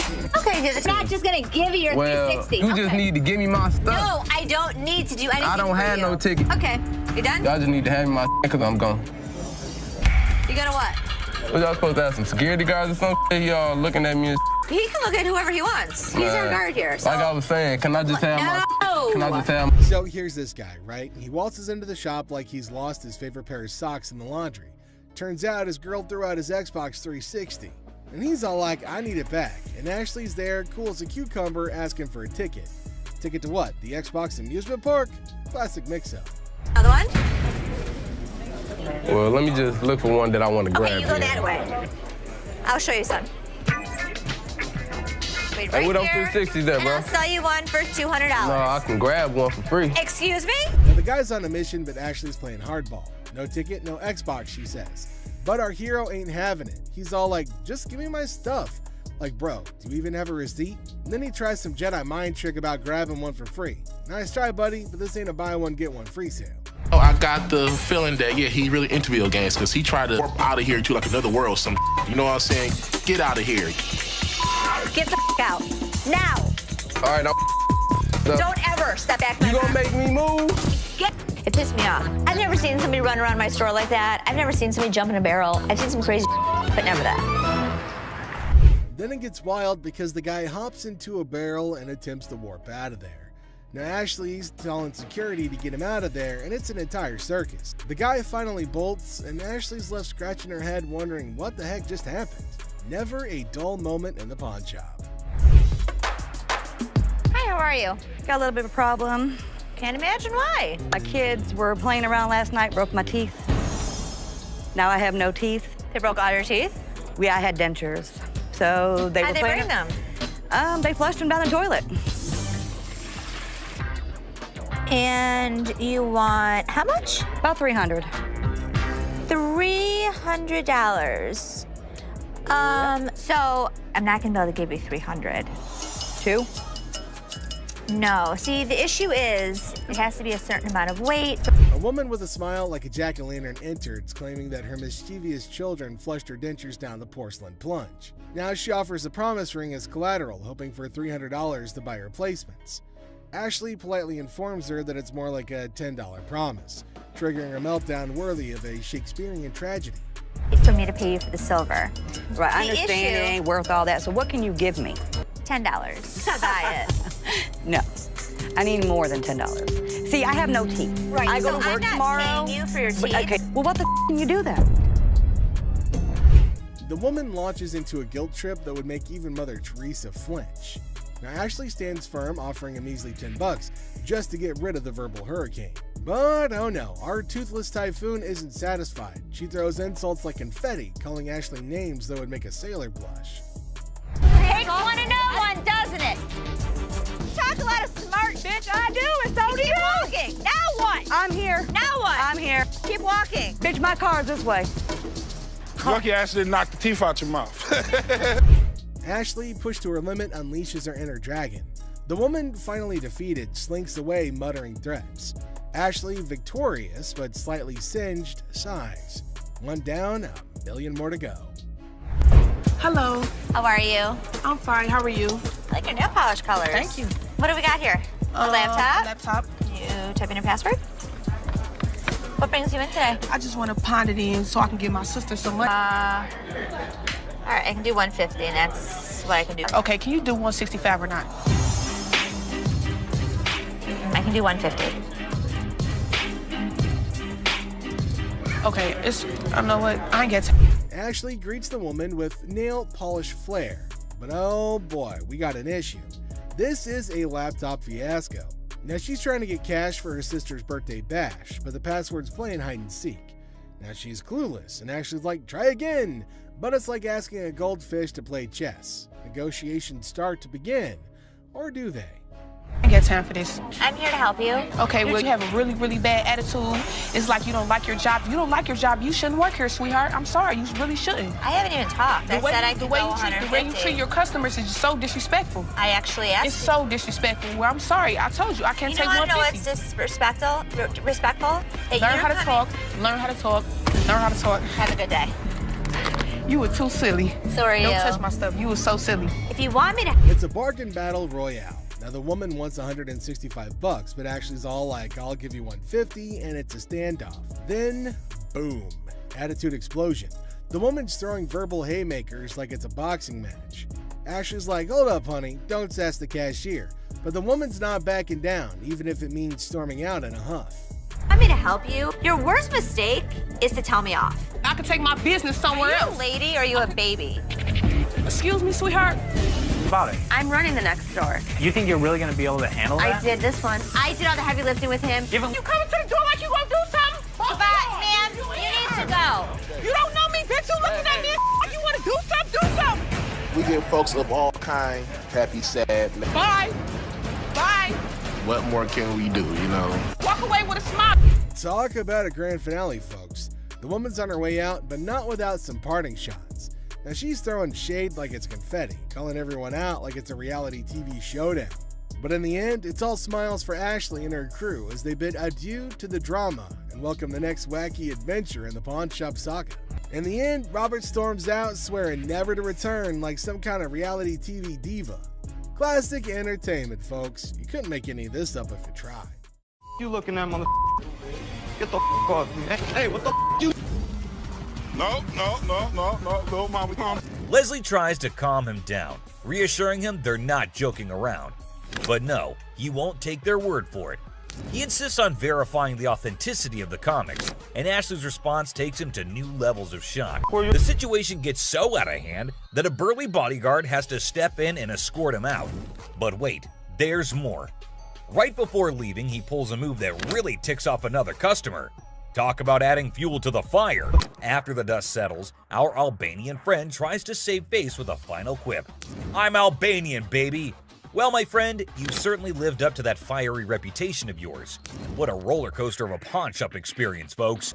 We see as the bodyguard's on alert, and even Seth, the boss, steps out of his office to see what the commotion is all about. The man keeps angrily repeating that he's supposed to get that 20% with $100. Seth steps up and asks the customer to read the sign again. He patiently explains what it actually means. Another pawn shop, bring me in the ticket, and when you take it out of that pawn shop, I'll give you 20. But does our furious customer listen? No way. He's sticking to his guns, dead set on his demands. He even goes back and snatches the sign to show it to the receptionist and Seth. But wait, there's more. To show his anger, this guy grabs a harmless plant and throws it on the ground. $20 worth right there, bitches. Oh, man. What did the plant do to him? Seriously, what did the plant ever do to you, man? And off he angrily storms away. It's never a dull day around here, is it? This next lady has real poor luck, but it does not excuse her behavior. Wait, the door's right there. Have a good day. What, you got a big dude? You think you hot? So this lady storms into the store demanding her stuff back, which happens to be just 2 TVs. The receptionist asks her for some ID and tickets as proof, but this lady is completely clueless. I need your ID or the tickets. My what? She doesn't have any of those things, and here comes the shocker. Her boyfriend pawned off her belongings. Can you believe it? Now she wants them back, and it's a pretty messed up situation to be honest. She explains to the receptionist that she can't provide the required documents because her no-good boyfriend isn't even around anymore. He left her high and dry. Ouch, that's gotta hurt. Now Ashley, who overhears the whole thing, initially sympathizes with this poor girl. But hold up, that sympathy doesn't last for long, and for good reason. I feel terrible for her, but I can't help her without her ticket. This customer suddenly loses her mind, like all the anger in the world has consumed her. And guess what she does next? Brace yourselves, people. She starts yelling and banging on the glass window, demanding her precious TV. Don't bang on my window! Seriously, that's not how you get things done. Even if someone is trying to help you, no one will tolerate that kind of behavior. Ashley, understandably furious, tells her to back off. The situation gets so heated that Ashley has to step out of the room to confront this unruly customer. And guess what? This lady has the audacity to threaten Ashley. Well, Ashley isn't one to back down, so she tells her to get the heck out of the shop. This customer is beyond crazy, I tell you. It seems like she had a truckload of problems even before she set foot in the store. What? I dare you. Now, the bodyguard steps in to escort her out, but oh boy, this girl goes on a rampage. She knocks over everything in her path, completely enraged. Come on, girl, you seriously need to chill out. Bye! Finally, they manage to get her out of the shop, but you won't believe what happens next. Unlike the previous guy who threw a plant, this woman tries not once, not twice, but 3 freaking times to break back into the store. I mean, seriously, woman, get a grip on yourself. This is just embarrassing for everyone involved. But damn it, we're not your local psychologist neither. Even the bodyguard has had enough at this point, and he can only imagine what kind of crazy exchange must have taken place. Man, oh man, what a wild scene that must have been. This next guy is the most polite guy you'll see, but things take an interesting turn. He needed to sell something urgently to scrape together enough cash to cover his rent. Now that's a tough spot. So the dude decides to sell his late grandma's ring, thinking it's made of real. Not the real deal, folks. It's as fake as a knockoff Rolex. But oh boy, this suggestion hit a nerve. He starts acting all weird and uncooperative, throwing a tantrum. TV. You can pawn your TV. What the I look like? Now, here's where things get intense. He demands his ring back and starts searching for someone else to deal with. Seriously, what on earth did Ashley ever do to deserve this kind of treatment? It's downright mind-boggling, folks. How you doing? I'm good. Trying to find this here. Well, here's the twist. It's also quite common for people to claim that their jewelry is real, when in fact, it's not. But it all depends on how they react when they find out the truth. Let's hope she learns a lesson from this and thinks twice before causing such a scene in the future. My dad truly believed that this glass could be something. Space for years. And you never know what surprises will walk through that door. Today we've got Seth bringing in something that's blowing everyone's mind, and boy is he in for a shock.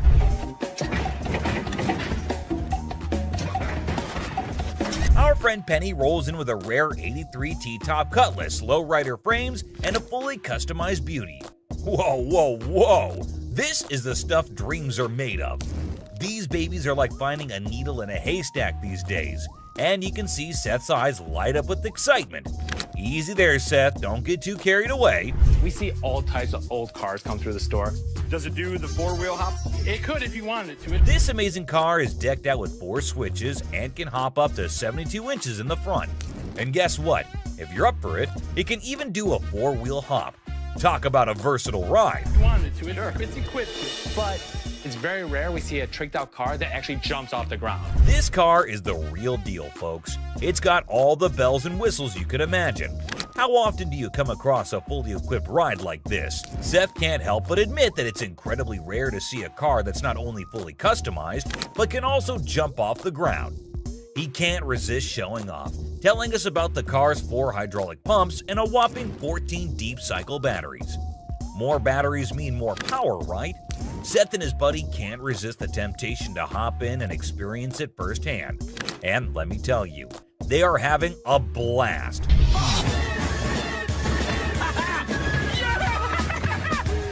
Now, Seth really wants this car, but he wants it at the right price.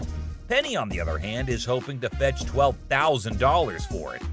Will Seth bite the bullet and make the deal? Well, here's the twist. How about $4,000? Seth is only willing to dish out $4,000 for it. Whoa, talk about a huge drop. You can see the disappointment on Penny's face. He explains that he spent $4,000 just on the paint job alone. After some negotiation, Penny agrees to settle for $10,000. But Seth tries to push it further, offering $7,000. You know he wants it. It's very rare we see a tricked out car that actually jumps off the... Penny, being the wise guy he is, doesn't take the deal. In the end, they part ways on good terms. Well, folks, let's hope Penny finds another buyer who's willing to meet his price for this fully customized car. It's always a thrill to see unique items like this in the pawn shop. And who knows what will come through those doors next. Stay tuned for more pawn shop adventures. But here comes another gem-filled day at Les's pawn shop. We have a woman who's brought in some stones she discovered at her late grandmother's house. Her goal? To gather enough cash to cover her dear grandma's funeral expenses. Poor thing, she's not quite sure about the value of these stones and is expecting to receive a modest sum for them. Younger. How much did you want for these? Anything would help, like $50 or $100. Enter Ashley, who wants to assist but has serious doubts about the authenticity of these gems. Who knows what other surprises await us in the future? Stay tuned, folks, because the adventure at Les's pawn shop is far from over. Hold on to your seats because this next guy is about to unleash some of the rarest goodies on the market. 5, 6. Brace your talk about a lucky break, huh? This guy managed to gather all these valuable items from various Star Trek conventions across the country, thanks to his gig as a truck driver. Talk about dedication to the cause. But wait, it gets even better. He pulls out this kit from Paramount Studios, which is a seriously impressive piece in his collection. To give to radio station to run ads for the show. It's an authentic set that was sent to a TV executive when Deep Space Nine first hit the screens. Now that's some next level stuff right there. You can't help but appreciate the sheer coolness of it all. Here's the catch though. All this awesomeness comes at a price. I kid you not. This next guy just pulled up with a true gem. Can you even fathom it? It's none other than a 1982 Checkered cab. Whoa, now that's what I call antique. Take a gander at this beauty. It's in engine looks splendid, almost brand new. How cool is that? But wait, this way the rates were fixed, making it easier to attract customers. It's a shame we don't see this kind of thoughtful detail nowadays. The door. Did you see the rates on the door? Yeah, I did. The shut up one is one I like. However, much to their disappointment, the customer refuses to budge below $8,500. Nonetheless, Les wishes him luck, and we join him in hoping that the right buyer comes along for this exceptional ride. Fingers crossed, this guy walked in all eager to sell something big, and boy did he deliver. But here's the kicker. Is it actually silver? This is literally just a regular mannequin and he actually got it from a movie